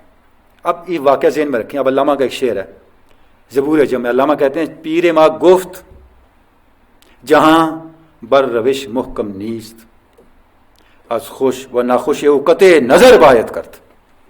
میرے پیر نے مجھے بتایا، بالکل وہی لفظ ہے، دنیا ایک طریق پہ نہیں قائم. اس دنیا میں، اس سفر میں تمہیں اچھے حالات کا سابقہ ہو یا برے حالات سے، بس آگے بڑھ جاؤ، اس کو اپنے اوپر مسلط نہیں کرنا. تو میں آپ کی خدمت میں عرض کروں کہ بڑے لوگوں نے بڑی باتیں کہی ہوئی ہیں، بس تھوڑا سا ہمیں ان کو توجہ دینی ہے. جی 600 سال کا فرق ہے، بالکل آپ نے ٹھیک کہا. یعنی وہ آپ نے مدت پوچھی تھی نا، تو 600 سال پہلے لکھی گئی تھی. اچھا جی، وہ جو بات علامہ کہنا چاہ رہے ہیں کہ تصوف کا جو ہمارے پاس ذخیرہ ہے ہم اس سے استفادہ نہیں کر سکتے. اس لیے نہیں کر سکتے، دیکھیں وہ جو بات آپ کو کہہ رہے ہیں کہ جب تک آپ کا تصور اور تجربہ ہم آہنگ نہیں ہوتا آپ اپنے روحانی تجربے کو معنی نہیں دے سکتے. تو فرماتے ہیں اس میں بڑی رکاوٹ یہ بھی ہے کہ ہمارے پاس جو اویلیبل لٹریچر ہے صوفیاء کا 1000 سال سے موجود، اس کو بھی ہم نے اس کو کما کو ہم فہم نہیں لے سکتے. ورنہ ہمیں اندازہ ہو کہ صوفیاء کی نظر انسانی ذات کی کن گہرائیوں پہ. اب یہاں انہوں نے ایک مثال دی ہے، وہ حضرت مجدد الفسانی کے ایک مرید کے خط کا ذکر کیا ہے، عبد المومن کا، کہ عبد المومن نے خط لکھا جو ان کے زیر تربیت تھے کہ میں نے اپنے روحانی تجربے میں یہ دیکھا ہے کہ عرش میرے سامنے ہے اور زمین، آسمان، جنت، دوزخ، سب کی حیثیت میرے سامنے کچھ نہیں، سب ختم ہو گیا ہے، اور حتیٰ کہ میرا اپنا وجود بھی گم ہے. خدا ایک لامتناہی خدا کا تصور میرے سامنے ہے، اور میں اس منزل پہ اپنے آپ کو پاتا ہوں کہ میں ایسے سمجھتا ہوں کہ کوئی ولی، کوئی صاحب مشاہدہ یہاں تک نہیں پہنچ سکتا. یعنی آپ دیکھیں نا، کوئی کسی کا یہ تجربہ ہو کہ جنت، جہنم، دوزخ، عرش، کرسی سب پیچھے رہ گیا اور میں سب سے آگے نکل گیا ہوں. اچھا، اب جب یہ تجربہ علامہ کہتے ہیں جب یہ سارا خط پہنچا ہے مجدد الفسانی کو، تو انہوں نے جو جواب دیا بڑا امپورٹنٹ ہے. مجدد الفسانی نے جواب دیا، بھئی تم ابھی بہت پیچھے ہو، ابھی تو تم قلب کی منزلوں سے نہیں گزرے. اس سے آگے، قلب سے آگے سر ہے، پھر خفی ہے، پھر اخفا ہے، اور بھی روحانی مقامات ہیں. ابھی تم جب تک ان سارے مقامات سے، ابھی عالم امر سے تم نہیں گزرے، اس کے بعد آگے عالم لامکاں اور بقیہ حقائق ہیں، تو تمہیں اس کے اندر قید نہیں رہنا چاہیے. اب یہ سارا واقعہ جو علامہ بیان کر رہے ہیں اس کی 2-3 وجوہات ہیں. ایک تو یہ فرما رہے ہیں کہ کوئی صوفی اپنے روحانی تجربے کو تنقید سے بالاتر قرار نہیں دیتا.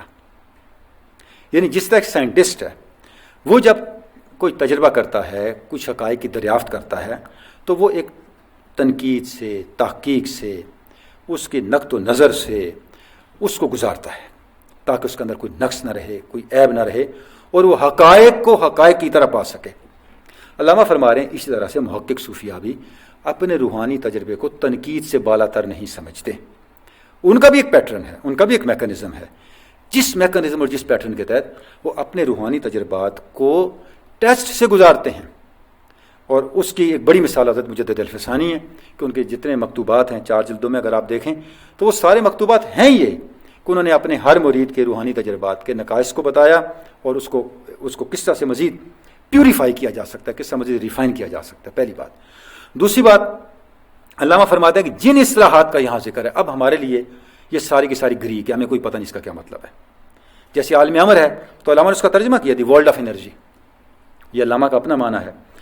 اب علامہ یہ کہہ رہے ہیں کہ ہمیں ضرورت ہے کہ ہم ایک ایسی سائنس، ایک ایسی ٹرمینالوجی ڈیولپ کر سکیں جو حقائق کو بیان کرنے والی بھی ہو اور آج کے ہمارے مائنڈ کے لیے قابل فہم بھی ہو، قابل ابلاغ بھی ہو، تاکہ ہم اپنے آپ کو جوڑ سکیں اس سرمایے کے ساتھ اور اس سے ہمارے لیے کوئی استفادہ کا راستہ نکل سکے. جناب سائیکالوجی اور ریلیجن کی آپس کی ریلیشن شپ بیچ میں کیسے ریکنسائل کیا علامہ نے سائیکالوجی اور ریلیجیس ایکسپیرینس کو؟ کس طرح سائیکولوجیکل جو ہمارا میک اپ ہے، سائیکولوجیکل ایسپیکٹ ہے ایگو کا، وہ ریلیجیس ایکسپیرینس کے ساتھ کس طرح چلتا ہے ساتھ؟ ہاں جی بالکل، اس میں علامہ کا جو موقع، بلکہ آپ اسی طرف آگے علامہ نے اس کی طرف اشارے بھی کیے ہوئے ہیں کہ آپ کی بات ہے یہ پیج 154 انگلش کا ہے، اور میں اس کا صرف اردو ترجمہ ہی پڑھ رہا ہوں. اگر آپ انگریزی متن آپ کے سامنے ہو تو 154 کی 4-5 سطر سے یہ بات شروع ہو جاتی ہے. علامہ فرماتے ہیں اگر نفسیات، یہ جو کوشچن آپ نے کیا، اگر سائیکالوجی یہ چاہتی ہے کہ وہ ایک علم کے طور پہ ہماری سوسائٹی میں اپنا رول رکھے، تو کیا ہے، اسے کوئی ایسی نئی تکنیک دریافت کرنی ہوگی جس کے تحت وہ ان چیزوں کو انٹرپریٹ کر سکے. واہ والی بات کہ سائیکالوجی کے پاس ابھی کوئی ایسی ٹیکنیک نہیں ہے کہ وہ روحانی تجربات کی تعبیر و تشریح کر سکے. اب جو ایگو کا کنسیپٹ سائیکالوجی میں ہے، ظاہر ہے وہ تو بہت سطحی کنسیپٹ ہے، یعنی وہ بہت سطحی کنسیپٹ ہے. وہ تو ہیومن سیلف کو جس حد تک آپ دیکھتے ہیں، اس کے اوصاف کو، اس کے نقائص کو، اس کی خوبیوں کو، اس کے آرڈرز کو، ڈس آرڈرز کو، تو وہیں تک ہی محدود رہے گا نا. لیکن مذہب کے اندر جو کنسیپٹ ہے خودی کا، وہ تو آل ٹوگیدر ڈفرینٹ ہے. دیکھیں نا، انائے جو ہماری ہے، انائے محدود، اس کی اصل انائے مطلقہ ہے، حقیقت کبریٰ ہے، حقیقت مطلقہ ہے، اور اس کی منزل اس تک پہنچنا ہے. اب یہ سبجیکٹ سائیکالوجی کا ہے ہی نہیں. دیٹ از وائی علامہ کہہ رہے ہیں کہ اس تہذیب کے لیے جس کی منزل انائے محدود کو، انائے انسانی کو انائے مطلقہ تک پہنچنے کا وے آؤٹ دینا ہو، راستہ دینا ہو، اس کے لیے زمان و مکان کا مسئلہ زندگی اور موت کا مسئلہ بن جاتا ہے. کیونکہ جب تک وہ زمان و مکان کی حقیقت کو نہیں سمجھے گا، اس کو مسخر نہیں کرے گا، اس سے گزرے گا نہیں، اس کے کانسیپٹ کو صحیح معنوں میں اس کو انڈرسٹینڈ نہیں کر پائے گا، اس وقت تک وہ حقیقت مطلقہ کا تصور ہی قائم نہیں کر سکتا، اس کی قربت سے بہرحیاب ہی نہیں ہو سکتا. اس پہ پھر جتنے ہمارے بڑے لوگ ہیں، عراقی ہیں یا اور لوگ ہیں، ان کے کانسیپٹ کو بھی علامہ نے ڈسکس کیا ہے، اس کو بھی موضوع کلام بنایا ہے. تو یہ بالکل دو مختلف ڈومینز ہیں. ہاں اتنا ضرور ہے کہ علامہ سائیکالوجی سے یہ توقع ضرور کرتے ہیں، اس خطبے میں جہاں بھی اشارے آئے ہیں، کہ سائیکالوجی ہماری اتنی ہیلپ ضرور کرے کہ وہ کیا ٹیکنیک ہے جس سے شعور میں آنے والی ایک روشنی آپ کی ذات کی، یعنی شعور میں آنے والی روشنی وہ صرف آپ کا ذاتی معاملہ ہے. اب میرے شعور میں ایک چیز موجود ہے، وہ میرا بالکل پیورلی ذاتی معاملہ ہے، وہ میرے لیے انشراح کا باعث ہے، قنوتیت کا باعث ہے، یاسیت کا باعث ہے، امید کا، زندگی کا باعث ہے. کیا ہے؟ اس کو میں محسوس کر رہا ہوں. اگر میری انگلی دکھ رہی ہے، درد ہے، تو اس کو میں محسوس کر رہا ہوں، آپ کو نہیں پتا. بہن ہی وہ شعور میں آنے والی روشنی وہ صرف میرا ذاتی معاملہ ہے. مسئلہ یہاں ہے، علامہ یہ کہہ رہے ہیں، یہ میرے ذات کی اس طاقت میں کیسے ڈلتی ہے جس سے پوری دنیا بدلنے لگتی ہے. یہ درمیان ہے کیا تکنیک ہے. کاش مجھے سائیکالوجی یہ سمجھا دے.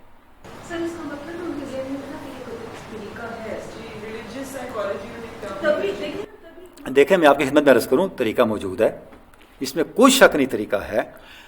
طریقہ موجود تھا تو علامہ تک یہ ساری چیزیں پہنچی ہیں.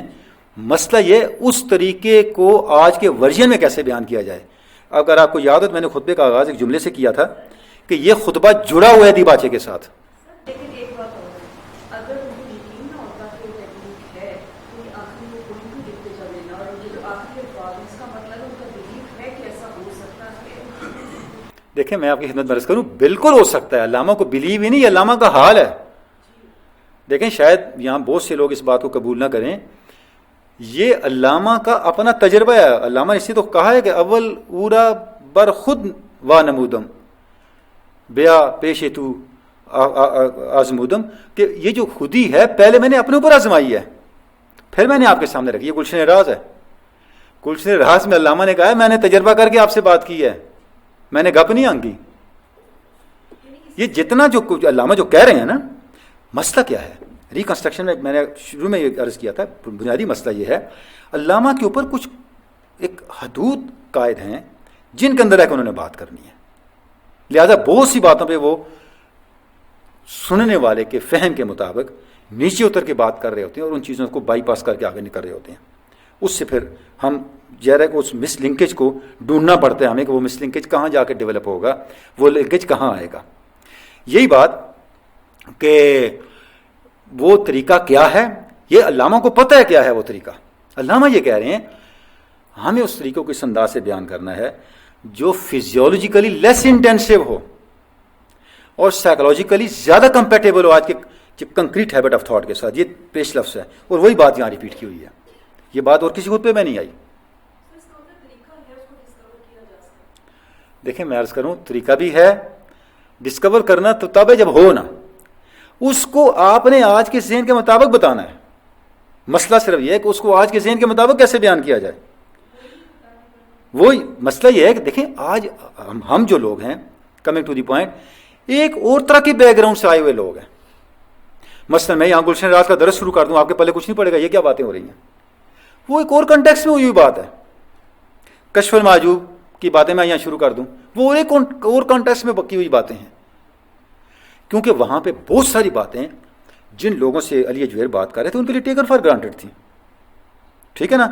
مثلا میں آپ کی خدمت میں عرض کروں علی اجویر کہتے ہیں کہ میرا ایک مسئلہ تھا حل نہیں ہو رہا تھا تو میں ابو القاسم گرگانی کے پاس گیا. اس زمانے کے بہت بڑے مسٹیک تھے.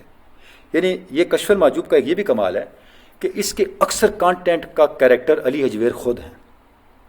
یعنی یا تو واقعات ان کی نگاہوں کے سامنے ہوئے یا ان واقعات کا وہ حصہ ہیں. اور ایسی کتابیں بہت کم تصوف پہ لکھی گئی ہیں. کہتا ہے جیسے ہی میں پہنچا تو بات کر رہے ہیں اور میرا مسئلہ بیان کر رہے ہیں. مجلس میں بیٹھا بھی کوئی نہیں ہوں میں ہکا بکا میں چپ کر کے جا کے بیٹھ گیا. ان کی ایک اور شان تھی ابو القاسم گرگانی کی. ان کی شخصیت کے اندر اللہ نے بڑا روب ڈالا تھا. ان کے سامنے کوئی بولتا نہیں تھا. مشکل سے کوئی سوال بھی کرتا تھا. بعض شخصیات ایسی ہوتی ہیں.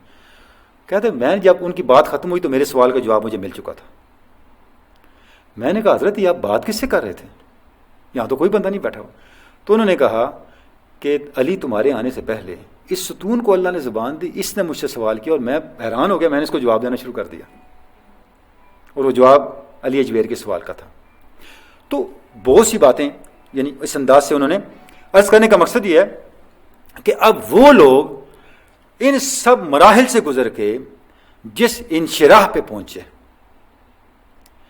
جس معرفت کی منزل پہ پہنچے اس معرفت نے ان کے کریکٹر کو ایک طاقت دی. یہی علامہ کہہ رہے ہیں یہاں وہ جو شعور کی روشنی ہے اور نیچے پہ بھی انہوں نے اس حوالے سے بات کی ہے اس ذات کو کس طرح بدل دیتی ہے. بھئی ایک بندہ اٹھتا ہے اپنے شیخ کے کہنے پہ وجودن میں جا کے بیٹھتا ہے اور یہ وہ بستی ہے جہاں سوائے کفر کے شرک کے کچھ نہیں ہے جو اس کی جان کے دشمن ہے اور اس کو بدل کے کیا سے کیا بنا دیتا ہے. یہ ہو اٹ ہیپنس. یہ کس آپ اور میں اتنی ہمت نہیں کر سکتے. یعنی آخر کچھ تو ان کے اندر کریکٹر ہے نا کچھ تو ان کے اندر کوئی طاقت ہے. کوئی ایسا والیوم آف گڈنس ہے جس کو ان کی ذات کنٹین کر رہی ہے جس سے وہ کچھ ریڈیٹ ہو رہا ہے جو ان کے پورے ماحول کو میٹامورفسائز کر رہا ہے. ہو اٹ ہیپنس. یعنی ایک شرح صدر اپنی جگہ پہ ہے. علامہ یہ کہہ رہے ہیں یہ جو شرح صدر ہے جو فیتھ سے شروع ہوتا ہے اور فیتھ کے بعد آپ کے نالج پہ آتا ہے. نالج سے ڈسکوری تک آتے آتے آپ کی پوری ذات کو کیسے بدل دیتا ہے. اس کے پیچھے کوئی ٹیکنیک تو ہے نا. وہ ٹیکنیک کیا ہے وہ کہہ رہے ہیں کاش سائیکالوجی ہمیں وہ ڈسکور کر کے دے دے اور ہم اس کو بیان دے سکیں. جی جناب.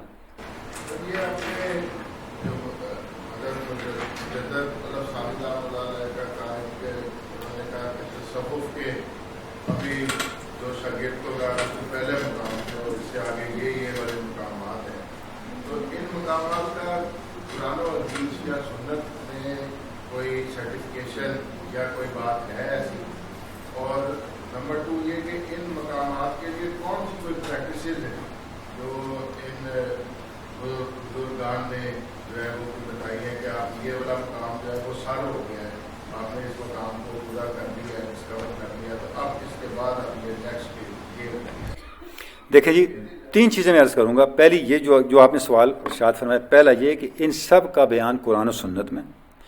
دوسرا یہ کہ اس کے لیے وہ پیٹرن کیا ہے اور تیسرا یہ کہ صوفیاء نے کہاں وہ چیزیں بیان کی ہیں قرآن و سنت میں کہاں ہے. میں ایک چیز عرض کروں گا وقت کم ہے. آپ صلی اللہ علیہ وسلم کا یہ معمول تھا کہ آپ صحابہ کرام سے اکثر پوچھتے کہ آپ میں سے کسی نے کوئی مشاہدہ کیا ہے کوئی غیر معمولی مشاہدہ کوئی خواب کوئی اور چیز تو صحابہ بیان کرتے اور آپ پھر اس کی اصلاح بھی فرماتے.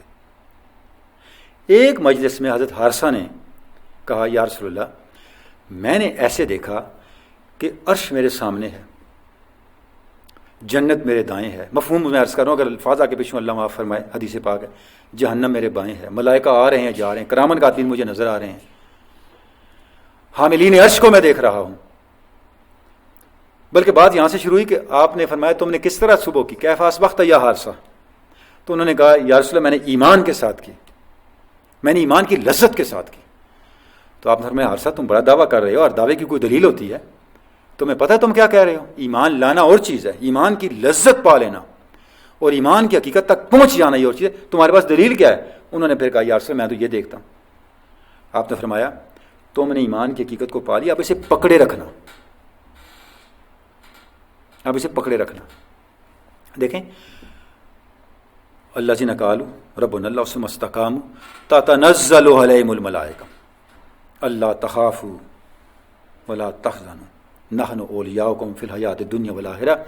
جو لوگ کہہ دیں اللہ ہمارا رب ہے، پھر کہیں نا اس پہ ڈٹ جائیں، استقام ہو.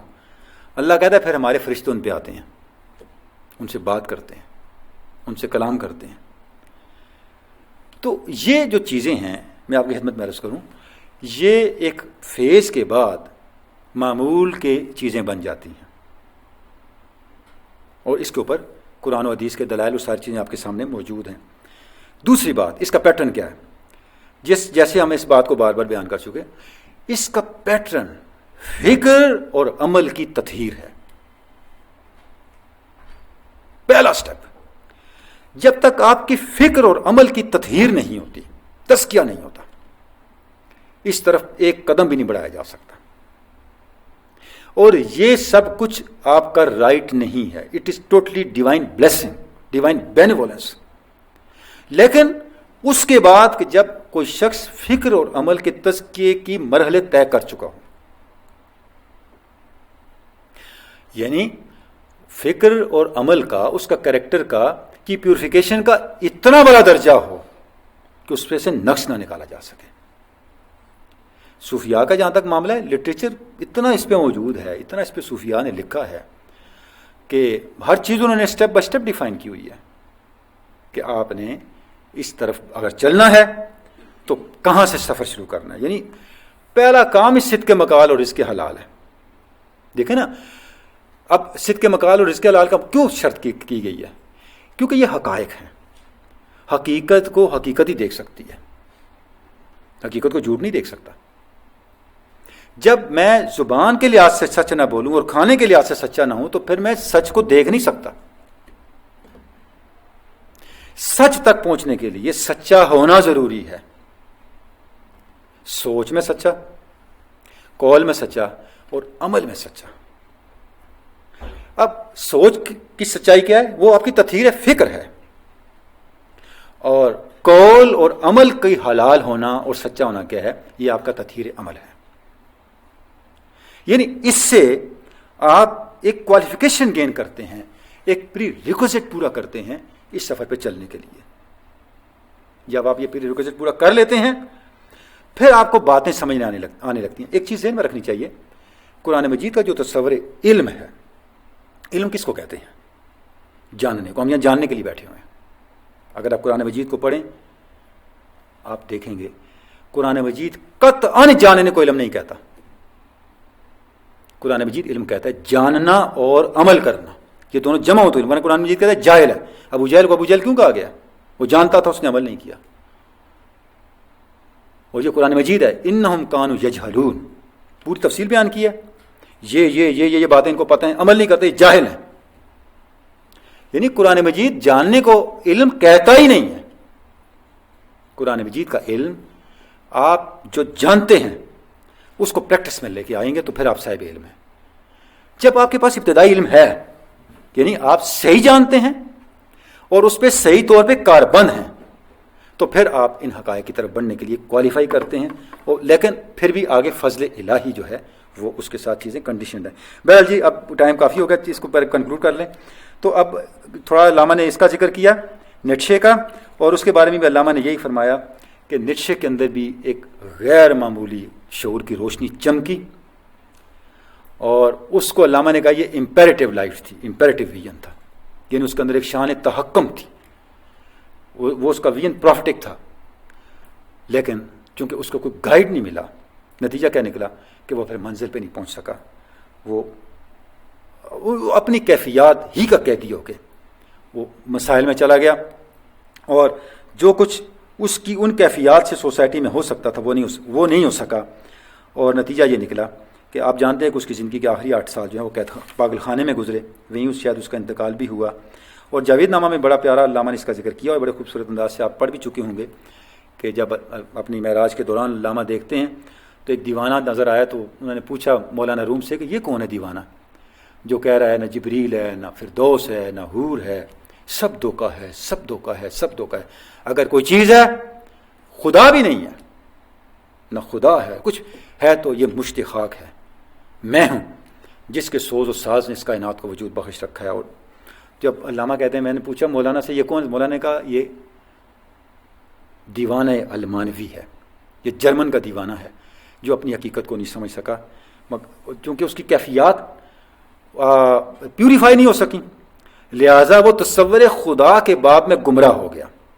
اسی علامہ نے کہا نا اگر ہوتا وہ مجذوب فرنگی اس زمانے میں اقبال اسے بتا دیتا مقام کبریا کیا ہے، وہ جو اس نے کہا نہیں ڈیٹا ریکرنس کے ذریعے سے انسان انجام کار خدا تک جا پہنچے گا، بھی خدا اور چیز ہے، بندہ اور چیز ہے۔ مقام کبریا کا اگر معمولی سا بھی شعور ہو تو وہ بات یہ کبھی بھی نہ کہتا۔ تو یہاں علامہ کہہ رہے ہیں کہ یہ جو اس کا معاملہ تھا وہ اگر کاش بودے در زمان احمد تار سیدھے بر سرور سرمدے، اگر وہ حضرت مجدد الفسانی کا زمانہ پاتا تو جیسے وہ پہلے کہہ چکے ہیں کہ مجدد وہ شخصیت ہیں جو روحانی کیفیات کو پیوریفائی کرنے کا تصرف رکھتی ہیں، استعداد رکھتی ہیں، طاقت رکھتی ہیں، تو وہ اس کو وہ ضرور گائیڈنس دیتے، نقشے کو وہ گائیڈنس ضرور ملتی کہ وہ اس گائیڈنس کے نتیجے میں اپنی منزل تک پہنچ جاتا ہے۔ جناب آپ جب تصوف کو ڈیفائن کرتے ہیں تو اس کی پیک یہ ہے کہ آپ کے ساتھ ما فوق الفطرت میٹر فزیکل چیزیں جو ہے آپ کے ساتھ ٹکر ہونا شروع ہو جائے تو دین اٹ مینس کہ آپ تصوف کو ٹچ کر گئے۔ آپ نے کہا حضرت علی میری کیا سوال تھا، مشکل تھی، وہ اپنے استاد قاسم صاحب کے پاس جب وہ پہنچے تو اس سے پہلے اسکول نے جو ہے ان سے وہ سوال کیا ہوا تھا۔ تو اس میٹا فزیکل یہ وہ ما فوق الفطرت چیز ہے اور اسی کو تصوف کا انتہا کہی جاتی ہے کہ یہ ما فوق الفطرت دھیرے دھیرے کسی کے ساتھ اثر ہونا شروع ہو جاتی ہے۔ تو ہی صوفی اور ہی کمپلیٹ صوفی کا وہ آخری لمٹ پر پہنچ گیا۔ یہ کیا اسٹیٹس ہے؟ میں اس پہ ایک دو باتیں عرض کروں گا۔ دیکھیں پہلی بات تو یہ قطعاً بھی تصوف کی آخری منزل نہیں ہے، نہ یہ تصوف کی شرط ہے، نہ ہی کسی بڑے صوفی نے ان چیزوں کو تصوف قرار دیا ہے۔ یہ معمول کی چیزیں ہیں، یہ ہمیں غیر معمولی لگتی ہیں۔ تصوف کیا ہے؟ اس سے بھی مشکل کام ہے تصوف۔ قرآن مجید کی روشنی میں سورہ جن کی آیت مبارکہ ہے وَلَوْ إِنِ اسْتَقَامُوا عَلَى الطَّرِيقَةِ لَأَسْقَيْنَاهُمْ مَاءً غَدَقًا، اگر یہ رایات پہ استقامت اختیار کرتے تو ہم انہیں ایسا سیراب کرتے کہ ان کی کوئی پیاس ہی نہ بچتی۔ اصل چیز رایات پہ استقامت ہے، یہ بہت مشکل ہے۔ اس لیے صوفیاء کا یہ مقولہ ہے، اصول ہے، الاستقامت فوق الکرامت، یہ جس کو آپ کرامت کہتے ہیں نا، اس سے بلندر درجہ استقامت کا ہے۔ تو التصوف کلہ خلق، تصوف صرف اخلاق حسنہ کا نام ہے، اور اخلاق حسنہ سب سے مشکل کام ہے۔ آپ دیکھیں جس بھی بڑے مسٹک کو آپ دیکھیں وہ اخلاق کا نمونہ کامل ملے گا آپ کو۔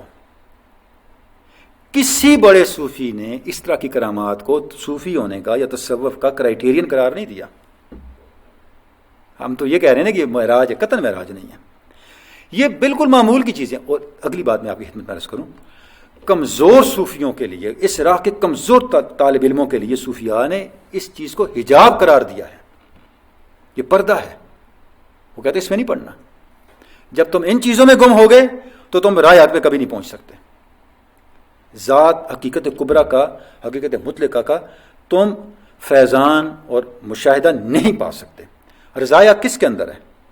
رضایا کس کے اندر ہے؟ کہ آپ کی رضا اللہ کی رضا میں گم ہو جائے، یعنی آپ ایسا سراپا اطاعت بن جائیں کہ آپ کا کوئی عمل تکلفاً اللہ کی اطاعت نہ ہو۔ اور علامہ نے ریکنسٹرکشن میں ایک جگہ لکھا ہے یہ کیا کریکٹر ہے کہ گولیاں چل رہی ہیں اور آپ نماز میں استقامت کے ساتھ کھڑے ہیں، اس درجے پہ جا پہنچے۔ یعنی کتنے مصائب و علام کیوں نہ ہو، کربلائی بپا ہو، لیکن آپ رائے حق سے انحراف نہ کریں، کمپرومائز نہ کریں اپنے بنیادی اصولوں پہ، اس چیز پہ جس کے ساتھ اللہ کی رضا جڑی ہوئی ہے۔ تصوف سارا کہ سارا صرف اس ٹریننگ کا نام ہے۔ دیکھیں کتنی احتیاط ہے بھئی، آپ کا ایک معمولی سا بھی اگر آپ کو شک پڑ گیا کہ یہ ذات حق اور میرے درمیان حجاب ہے، آپ اس کو چھوڑ رہے ہیں، کتنی بڑی قربانی ہے۔ یعنی ہم تصور نہیں کر سکتے کہ تقوی کا اور صالحیت کا اور صدق کا کیا درجہ ہے، جس معیار پہ صوفیان اس پہ عمل کر کے ہمیں دکھا دیا.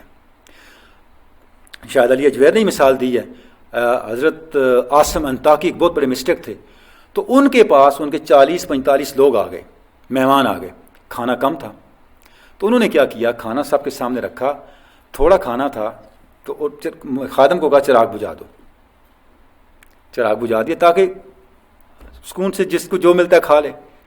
جب چراغ روشن کیا تو سب کے سامنے کھانا رکھا ہوا تھا، کسی نے نہیں کھایا کہ دوسرا کھا لے.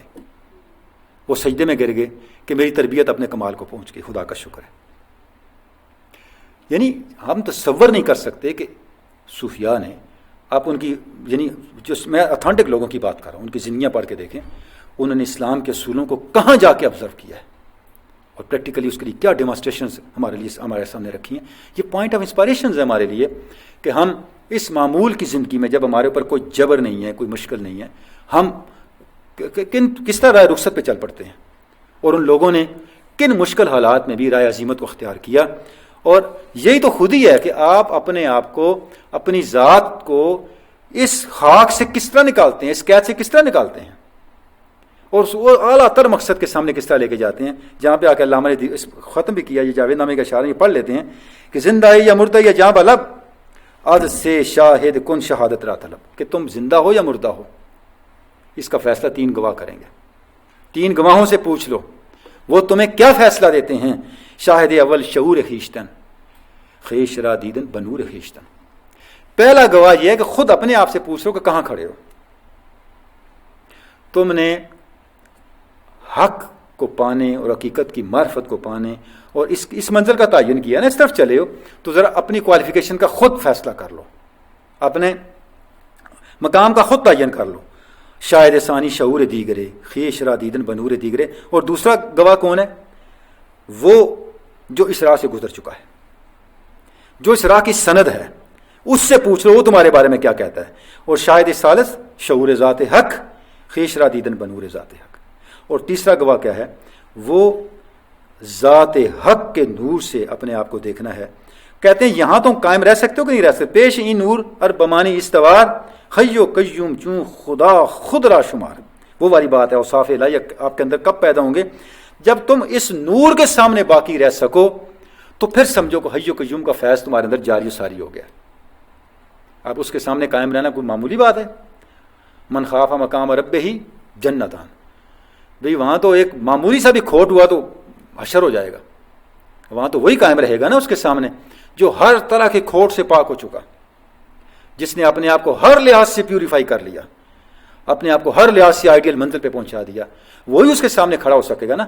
اور جو زندگی ساری کے کھوٹ لے کے وہاں پہنچ گیا تو اس کا کیا حشر ہوگا؟ بر مقام خود رسیدن زندگی است ذات راب پردہ دیدن زندگی است. پھر وہ ساری بات علامہ اس کی وضاحت فرما رہے ہیں. اور آپ دیکھیں کہ مرد محمد در نہ سازت باصفات، کہ مصطفیٰ راضی نہ شد الا بذات، کہ انا الی ربک المنتہی، کہ بندہ مومن کی آخری منزل ذات حق ہے. وہ دنیا، اس کی آسائشیں، یہ جتنے معاملات ہیں، ان چھوٹی چھوٹی چیزوں میں نہیں الجھتا. وہ ذات حق پر ان کے لیے کمپرومائز نہیں کرتا، ذات حق کے لیے ان کو چھوڑ دیتا ہے. اس کے اندر اتنی جرت ہوتی ہے، اتنی ہمت ہوتی ہے، اتنا حوصلہ ہوتا ہے، اتنا اپنی ذات سے گزر جانے کا کی سکت ہوتی ہے کہ وہ ان مفادات کو، ان بتوں کو پائے استحقار سے ٹھکرا سکے اور ذات حق سے صرف ذات حق کو مانگ سکے. اب یہ سب کچھ کب آتا ہے؟ یہ سارا کچھ آتا ہے اس نظام تربیت سے جس نظام تربیت سے یہ لوگ گزرے. علامہ کہتے ہیں یہ ہے تمہاری منزل. اگر تم اس تک اینچ نہیں موجود محمود است تو بس، ورنہ نار زندگی دود است تو بس. اگر تو تم اس طرح ہو تو پھر تمہاری زندگی قابل تعریف ہے، ورنہ تمہاری زندگی میں آگ کم اور دھواں زیادہ ہے. آگ سے روشنی اور دھوئیں سے تاریکی پھیلتی ہے، آگ سے راحت اور دھوئیں سے اذیت آتی ہے. اب تم نے فیصلہ کرنا ہے کہ تم نے کس طرح کی زندگی کو چنا ہے اور کس طرح کی زندگی کو لے کے چل رہے ہو. تو جناب یہ بہت چیزوں کو ہم نے اسکپ بھی کر دیا ٹائم کم ہونے کے سبب سے. آخری بات یہی ہے کہ یہ خطبہ ہمیں بہت سے ایسے اشارات دیتا ہے. پہلی بات کہ کس طرح سے اس سپر سائنس کو ڈیولپ کیا جا سکتا ہے. اسلام کی روحانی روایت، دین کی واضح تعلیمات اور جدید سائنسز کے انکشافات کو جمع کر کے، پہلی بات۔ دوسری بات، جو ہمارے پاس تصوف کا ذخیرہ ہے، صوفیاء کے تجربات، ان کی تعلیمات، ان کے انکشافات اور ان کی علمی فتوحات، فتوح سے میری مراد جس کو آپ ڈسکوری کہتے ہیں ان معنوں میں، ان سب کو آج کے علوم اور آج کی سائیکالوجی کا سہارا لیتے ہوئے آج کے مائنڈ کے لیے کس طرح سے قابل فہم بنایا جا سکتا ہے، تاکہ ہمارے، اور اگلی بات کہ ہمارے اس معمول کے شعور کے ساتھ وہ شعور جو ان چیزوں کو کنٹین کرتا ہے، اس شعور تک ہم کیسے رسائی پا سکتے ہیں۔ یہ بہت سے سوالات ہیں جو ہمارے لیے سوچنے کا سامان بھی ہیں اور ہمارے لیے ایک نیا زاویہ بھی ہیں کہ ہم ان چیزوں کو کس انداز سے آگے لے کے چلیں کہ ہماری قومی زندگی کا اور تہذیب کا یہ جو ایک نظر انداز شدہ ایریا ہے یہ ایڈریس ہو سکے۔ جناب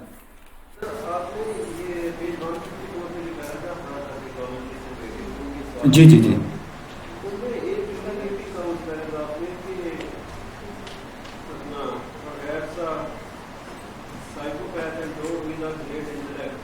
جی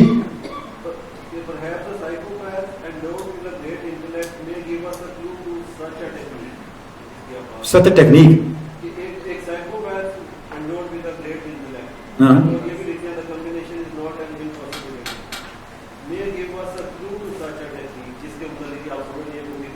جی جی بالکل صحیح ہے۔ میرا دیکھیں نا، میرا خیال ہے کہ یہ جس طرف ہم اشارہ کر رہے ہیں، علامہ آج کی سائیکالوجی سے یہ توقع کر رہے ہیں کہ کوئی تو ہمیں ایسی ٹیکنیک وہ دے جو ہمیں یہ سمجھنے میں مدد دے کہ یہ جو ایک انسان کی ذات کے اندر، اس کے شعور کے اندر ایک ڈسکوری کی روشنی ہے، یہ کریکٹرل انرجی میں ٹرانسلیٹ کس طرح ہوتی ہے۔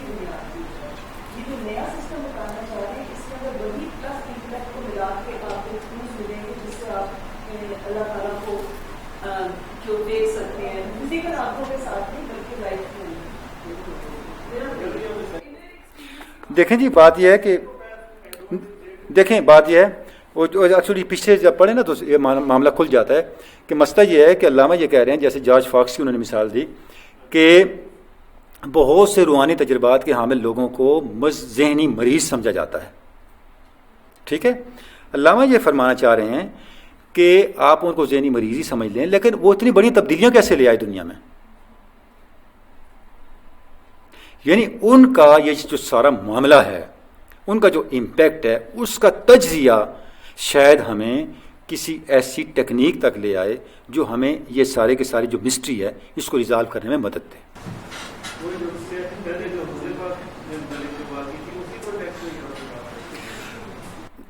دیکھیں بات یہ جو وہی پہ اعتراضات ہیں، علامہ ایڈریس انہی کو کر رہے ہیں نا، ایڈریس تو انہی کو کر رہے ہیں، لیکن انہی کی سوسائٹی کی مثالیں دے کے ان کو ایڈریس کر رہے ہیں کہ آپ اس کو چاہے ذہنی معاملہ ہی قرار دیں لیکن اس کے نتائج بھی تو دیکھیں، ہاؤ اٹ ہیپنڈ۔ اتنے بڑے بڑے نتائج ان لوگوں نے دے دیے، تو کچھ اس کا آپ تجزیہ کریں، شاید آپ کے ہاتھ میں وہ سہرا آ جائے کہ آپ اس ٹیکنیک کو سمجھ سکیں، ہاؤ اٹ ہیپنڈ۔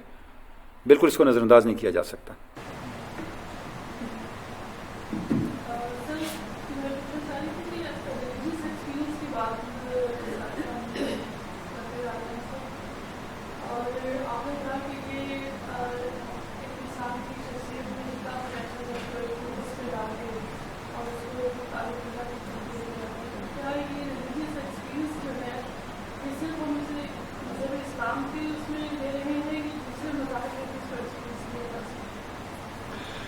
دیکھیں بات یہ ہے جی کہ جہاں تک ایک پیورلی اسپرچول ایکسپیرئنس کا تعلق ہے تو اس کا تعلق انسان کے ساتھ ہے، کسی مذہب کے ساتھ نہیں ہے۔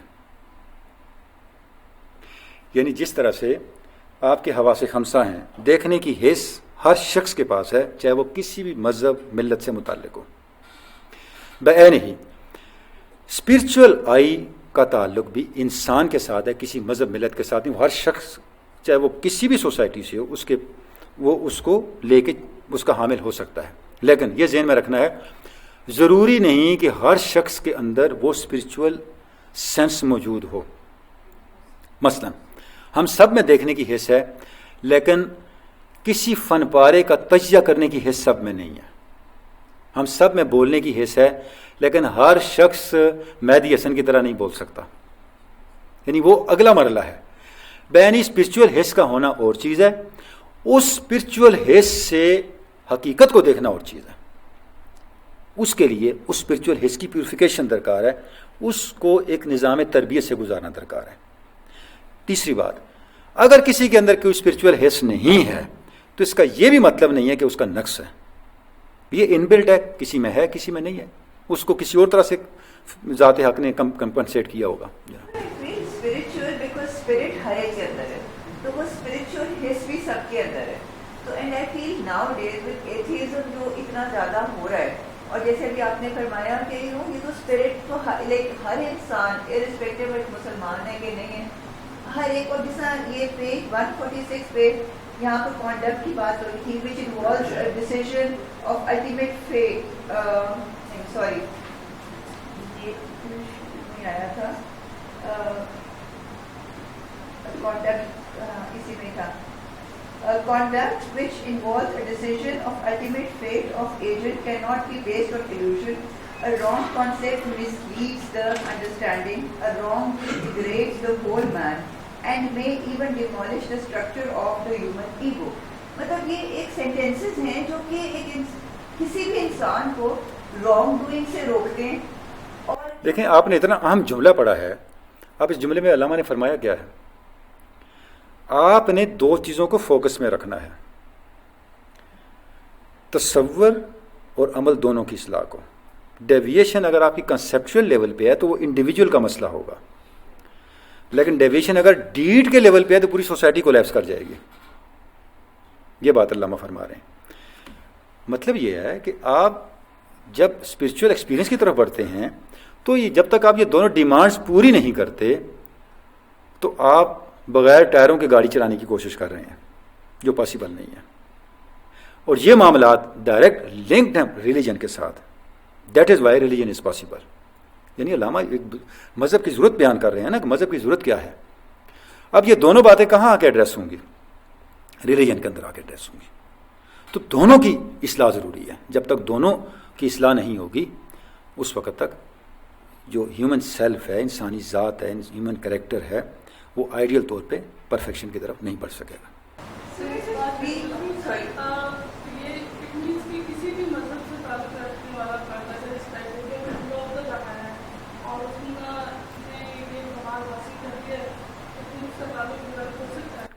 کیا ڈیولپ ہو سکتا ہے؟ بالکل آپ نے ٹھیک سوال کیا. اگر آپ جو آپ نے سوال کیا، آپ کا جملہ یہ ہے کسی بھی مذہب سے تعلق رکھنے والا شخص اگر یہ کوالیفیکیشن گین کر لے. کوالیفیکیشن کیا ہے؟ فکر کی اصلاح اور عمل کی اصلاح. دیکھیں جب آپ فکر کی اصلاح کریں گے تو جیسے میں نے پہلے عرض کیا، سچ تک پہنچنے کے لیے سچا ہونا ضروری ہے. سچا ہونے کے لیے سچے موقف کا عمل ہونا ضروری ہے. سچا موقف کہاں سے شروع ہوتا ہے؟ دیکھیں نا، ذات حق تک پہنچنے کا راستہ کیا ہے؟ ذات رسالت مآب کا راستہ ہے، انبیاء کا راستہ ہے. اس کے علاوہ جتنے راستے ہیں وہ ہیومن انٹلیکٹ کے کریٹڈ راستے ہیں. ہیومن انٹلیکٹ کے کریٹڈ راستوں پہ اس منزل کی طرف بڑھنے کے لیے آپ انحصار نہیں کر سکتے. انبیاء کے راستے پہ جب انحصار کریں گے تو انبیاء کے راستوں میں ویلڈ راستہ ذات رسالت مآب کا راستہ ہے. جب آپ ذات رسالت مآب کے راستے کو اڈاپٹ نہیں کر رہے ہوں گے تو آپ سچ کو اڈاپٹ نہیں کر رہے ہوں گے. آدھے سچ کے ساتھ آدھے سچ پہ پہنچیں گے. پورے سچ پر پہنچنے کے لیے پورے سچ کا عمل ضروری ہے. مسلمان ہونے کے ناطے سے ایک طالب علم والے کو ایکسٹرا رسپانسبلٹی بھی پڑ رہی ہے. اگر آپ دیکھا جائے پوری دنیا میں جو ہم مسلمان ہیں تو ایکسٹرا رسپانسبلٹی بھی ہے کیونکہ ہمارے پاس قرآن کا ڈائریکٹ نہیں ہے. ایسا ہی ہے. تو پھر اگر ہم اس کے اوپر نہ عمل کریں تو ہم زیادہ گناہ گار ہیں. میرا خیال ہے بہت زیادہ، کوئی شک نہیں. اس کے اوپر ریکنسٹرکشن میں بار بار علامہ نے کہا ہے آپ کی سوشل رسپانسبلٹیز زیادہ ہیں، آپ کی اسپرچول زیادہ ہیں، آپ کی پولیٹیکل. علامہ نے کہا ہے نا کہ اسپرچول ڈیموکریسی اگر آپ نے نہ کی تو آپ انسانیت کے مجرم ہیں. ٹھیک ہے نا؟ تو وہ صاف ظاہر ہے. آخری ہدایت آپ کے پاس ہے. جی علامہ اقبال کا جو یہ ہے کہ اس کو تصوف کو ایز آؤٹ کر کے مطلب کہ تاکہ اپلیکیبل اور یہ پورا جو اتنا زیادہ ذخیرہ ہمارے پاس ہے اور ضائع ایکچولی ضائع ہو رہا ہے، جس میں ہم اتنے بڑے ہو کے ان کو اب یہ اے بی سی یا یہ جو تفرقہ اور مجمع کی بات آپ نے فرمائی، تو مطلب ہم اب جا کے ان کو سن رہے ہیں اور کر رہے ہیں. تو like as a subject very much in the air, مطلب اس طرح سے ایک بہت ویژول سی تھنکنگ ہے کہ یہ تصوف ایز اے سبجیکٹ بالکل بگننگ سے نہیں تو کسی ایک لیول سے آنا چاہیے تاکہ یہ جو ایتھکس ہیں اور یہ سارے انسان کے. دیکھیں جی، اگر بگننگ سے ہمارے پاس ہوتا تو ہم یہ کبھی بھی نہ کہتے 1000 سال سے کوئی بڑا صوفی ہمیں نظر نہیں آیا. یہ ہمارے نظام تعلیمی کے تو مسائل ہیں. دیکھیں مسئلہ یہ ہے، میں اکثر پروگرامز میں جانے کا موقع ملتا ہے کہ یہ کرپشن ہے، یہ ہے. میں یہ پوچھتا ہوں مجھے یہ بتائیں، پاکستان کی کسی یونیورسٹی کا نام بتائیں، کسی تعلیمی ادارے کا نام بتائیں جہاں یہ پڑھایا جاتا ہو کہ رزق حلال میں کامیابی اور حرام میں ناکامی ہے. کہیں پڑھایا جاتا ہے؟ پھر آپ کیوں کہتے ہیں سوسائٹی کرپٹ ہے؟ ہم نے ان چیزوں کو نصاب میں جگہ نہیں دی، بدنصیبی ہے ہماری. اور اس سے بڑھتے بڑھتے اب تو حالت یہ ہے کہ اس سے چھوٹی چیزوں کو بھی جگہ نہیں دی. یعنی آپ نے لٹریچر کو نکال دیا، آپ نے اقبال کو نکال دیا، تو یہ تو بہت بڑی چیزیں ہیں. اور اگر ان چیزوں کو ہم نے اپنے نصاب کا حصہ، اور اس خطبے میں علامہ نے فرمایا ہوا ہے کہ بدنصیبی کی بات یہ ہے کہ اس کے اوپر عنوان تصوف کا آتا ہے جس پہ ڈیبیٹس پڑ جاتے ہیں. پھر ہم نے تصوف کو تو مناظروں کا موضوع بنا لیا، اور معاذ اللہ العظیم تصوف کے عنوان اور اس کے پہچان وہ چہرے بن گئے جن کو دیکھنے کو جی نہیں چاہتا. دکانیں جنہوں نے کھولی ہوئی ہیں خلق خدا کے جذبات کے ساتھ اندھا دھند کھیل رہے ہیں جی. وہ علامہ نے کیا فرمایا کہ باقی نہ رہی تیری وہ آئینہ ضمیری ہے، کشتہ سلطانی و ملائی و پیری. ان تینوں نے جونکوں کی طرح نوچ لیا اور چوس لیا اس قوم کو. اس کو ہم نے تصوف جیسے مقدس روایت کو عنوان بنا لیا. تو اس کا نتیجہ کیا ہے کہ حقیقت ساری کی ساری چھپ گئی ہے. حقیقی جو تصوف تھا، دیکھیں وہ تو حقیقی مرد حر پیدا کرتا ہے. آپ کے اندر وہ جان پیدا کرتا ہے کہ آپ اصولوں پہ کمپرومائز نہ کریں. یہ پہلا کرائیٹیرین ہے. یعنی جو اپنے اصول پہ نہیں کھڑا اس نے خدا کو کیا ڈھونڈنا ہے. اب صوفی کا کتنا بڑا کریکٹر ہوتا ہے، آپ دیکھیں اس کا کتنا سٹیمنا ہوتا ہے. میں علی اجویری کے ایک واقعہ سنا کے بس اس کو ختم کرتا ہوں، بات شاید ٹائم اوور نہ ہو جائے. آپ فرماتے ہیں کہ میرا ایک مسئلہ تھا روحانی جو حل نہیں ہو رہا تھا. میں بڑے بڑے اساتذہ کے پاس گیا، حتیٰ کہ میں نے اپنے بڑے اساتذہ کے کہنے پہ روزانہ 30 مرتبہ وضو اور 3 مرتبہ غسل کرنے کو بھی معمول بنایا کہ شاید میری طہارت میں کوئی مسئلہ نہ ہو. وہ میرا مسئلہ حل نہیں ہوا. میں بڑا پریشان. میں نے بخارا پتہ نہیں کدھر جانے کا عزم کیا. تو فرماتے ہیں راستے میں ایک جگہ رکا. جہاں رکا وہاں کچھ لوگ ٹھہرے ہوئے تھے، اور ان کا جو روپ تھا وہ صوفیہ جیسا تھا، یعنی جعلی صوفی ٹائپ لوگ تھے. مجھے انہوں نے دیکھا تو میرے حیات قضائی دیکھ انہوں نے کہا پتہ نہیں کون آنگھ ہے. انہوں نے میرا مذاق اڑانا شروع کر دیا. اسی شام کا ٹائم ہو گیا، کھانے کا وقت ہو گیا، مسافر خانہ تھا، میں بھی ٹھہرا تھا، وہ بھی ٹھہرے تھے. تو انہوں نے کھانا کھانا شروع کیا تو جو انتہائی بوسیدہ اور پھپھوندی والی روٹی تھی نا وہ مجھے دے دی کھانے کے لیے. کشف المعجوب میں یہ. اب علی اجویر کہتے ہیں میں سارا معاملہ دیکھ رہا ہوں اور اپنے دل پہ میری نگاہ تھی اور میرے دل میں اس پہ کوئی ملال نہیں تھا.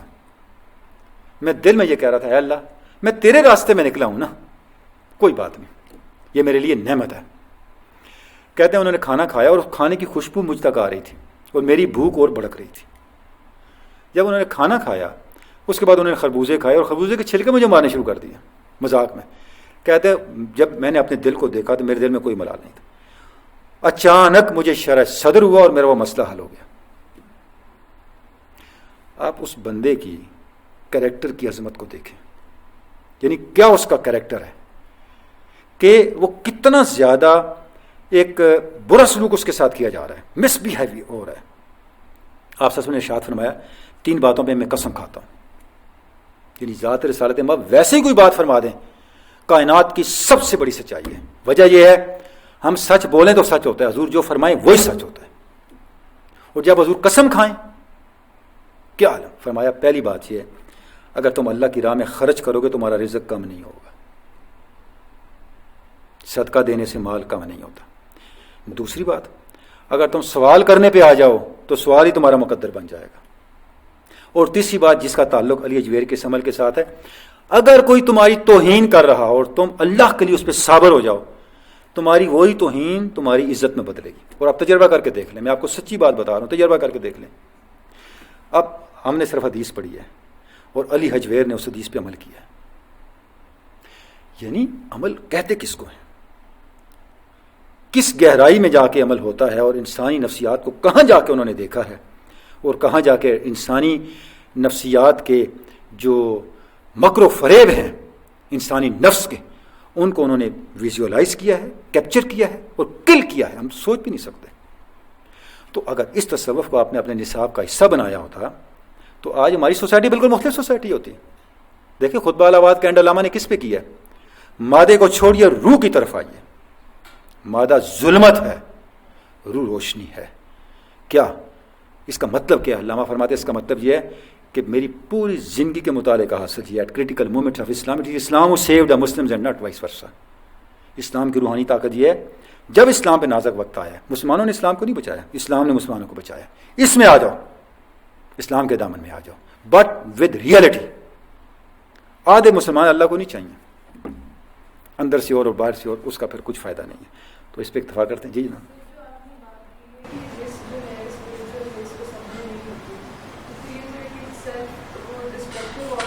نہیں مجھے سمجھا نہیں آپ کی بات.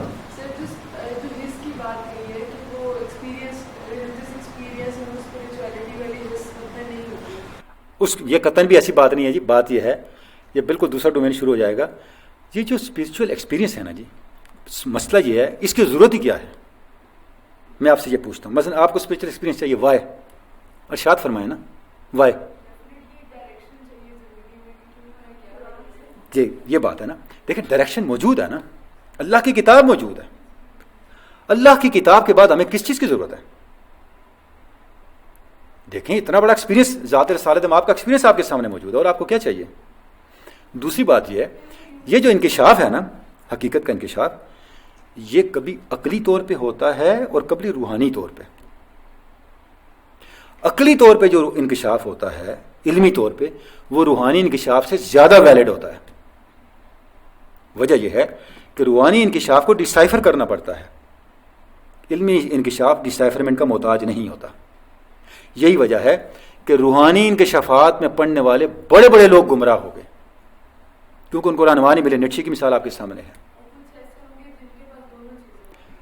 یہ بہت کم ہوتا ہے, یہ ایکسکلوزیو کیسز ہیں. لیکن جو علمی انکشاف ہے وہ آپ کو اندر سے استقامت دیتا ہے, جیسے علامہ ہے. علامہ کے پاس دونوں ہیں ظاہر. جو علمی انکشاف ہے وہ آپ کو اندر سے طاقت دیتا ہے, اور علامہ کا انکشاف پرائمریلی علمی ہے. دیکھیں نا, علامہ کو تو علمی طور پہ شرح صدر ہے نا ہر چیز پہ, اس لیے تو بیان کر رہے ہیں. اور جو ان کے دوسرے معاملات ہیں وہ یہاں بیان, کئی چیزیں بیان ہوئی بھی ہیں, اور اگر آپ بیان کریں تو شاید لوگ اس پہ بلیو بھی نہ کریں, نہ ان کے بیان کی کبھی ضرورت پیش آتی ہے. اس لیے نہیں پیش آتی کہ علامہ کا علمی انکشاف اتنا ویلڈ ہے, اتنا پاورفل ہے, اس نے آپ کی پوری ملت کو بدل دیا ہے. دیکھیں پاکستان کیا ہے, یہ صرف علامہ کا ایک روحانی, علامہ کا ایک سیاسی اجتہاد ہے. پوری 1400 سال میں اس طرح کوئی ملک نہیں بنا, اسلامی ملک وجود میں نہیں آیا. دیکھیں آپ حق کے لیے اسٹرگل کریں, اس یقین کے ساتھ کہ جس جگہ پہ آپ کھڑے ہیں یہ مبنی بر حق ہے. آپ قرآن پہ کھڑے ہیں, ذات رسالت میں آپ کے وعدے پہ کھڑے ہیں, اس کو اپنی بنیاد بنائیں. جب آپ اس کو اپنی بنیاد بنائیں گے تو دیکھیں قرآن مجید اور آپ صلی اللہ علیہ وسلم پر ایمان, یہ خود اتنا بڑا ریلیجیس ایکسپیرینس ہے, اس کے بعد کسی مشاہدے کی ضرورت ہی نہیں. صحابہ کرام کہتے ہیں یا رسول اللہ, جب ہم آپ کی مجلس میں بیٹھے ہوتے ہیں ہماری کیفیت اور ہوتی ہے, جب ہم باہر جاتے ہیں اور ہوتی ہے, ہمیں ڈر لگتا ہے منافق تو نہیں ہوگے. آپ نے فرمایا تو منافق نہیں ہوئے, لیکن جو کیفیت میرے پاس ہے اگر یہ باہر بھی تمہارے پاس ہے تو تم فرشتوں کو آتے جاتے دیکھو, کیونکہ انسان ایک کیفیت پہ مستقیم نہیں رہ سکتا, اس کی استقامت ڈولتی رہتی ہے. قرآن مجید ہمارے درمیان موجود ہے. قرآن آپ کو کہہ رہا ہے کیفا تکفرون انتم وتتلی علیکم آیاتنا وفیکم رسولہ. بھئی تم کیسے کفر میں جا سکتے ہو, تمہارے درمیان دو چیزیں ہیں, اللہ کا رسول اور اللہ کی کتاب. اتنی بڑی حقیقت. تو مسئلہ یہ ہے کہ ہم نے ذات رسالت مآب کے ساتھ اور اللہ کی کتاب کے ساتھ یقین کا وہ تعلق قائم نہیں کیا. اسی اہل علم کہتے ہیں کہ ریکنسٹرکشن کا ایک ہی کام ہے, آپ کو یہ یقین ہو جائے کہ اللہ کی کتاب سچ ہے. یہ اگر آپ کو یقین ہو جائے نا, پھر اس کتاب کی کوئی ضرورت نہیں ہے, یہ پھر ارریلیونٹ ہے. There is only one purpose of reconstruction جو علامہ نے کیا. دیکھیں بھائی پورے 2 خطبے علامہ نے ریلیجیس ایکسپیرینس پہ دے دیے ہیں اور ہر خطبے میں اس کا ذکر کیا. کیوں کیا؟ مادیت کا زمانہ ہے، ہم وہی کو مانتے ہیں، یقین نہیں کرتے وہی پہ. علامہ یہ چاہتے ہیں کہ وہی پہ یقین قائم ہو جائے، ہمارا اللہ کی کتاب پہ یقین قائم ہو جائے. اگر اللہ کی کتاب پہ ہمارا یقین قائم ہو جائے تو ہم کسی اور طرح کے معاشرے کو تشکیل دے رہے ہیں. ہماری پرائرٹیز ہی بدل جائیں، ہمارا کریکٹر بدل جائے، ہماری سوچ بدل جائے. ہم یہاں تو پوری زندگی لوگ قرآن کی تبلیغ کرتے رہتے ہیں اور قرآن کی کاف پہ یقین نہیں ہوتا. ان کو اندر سے جا کے ٹٹولے، ان سے بڑا مادیت پرست کوئی نہیں ملے گا آپ کو. اسے تو تباہی ہے.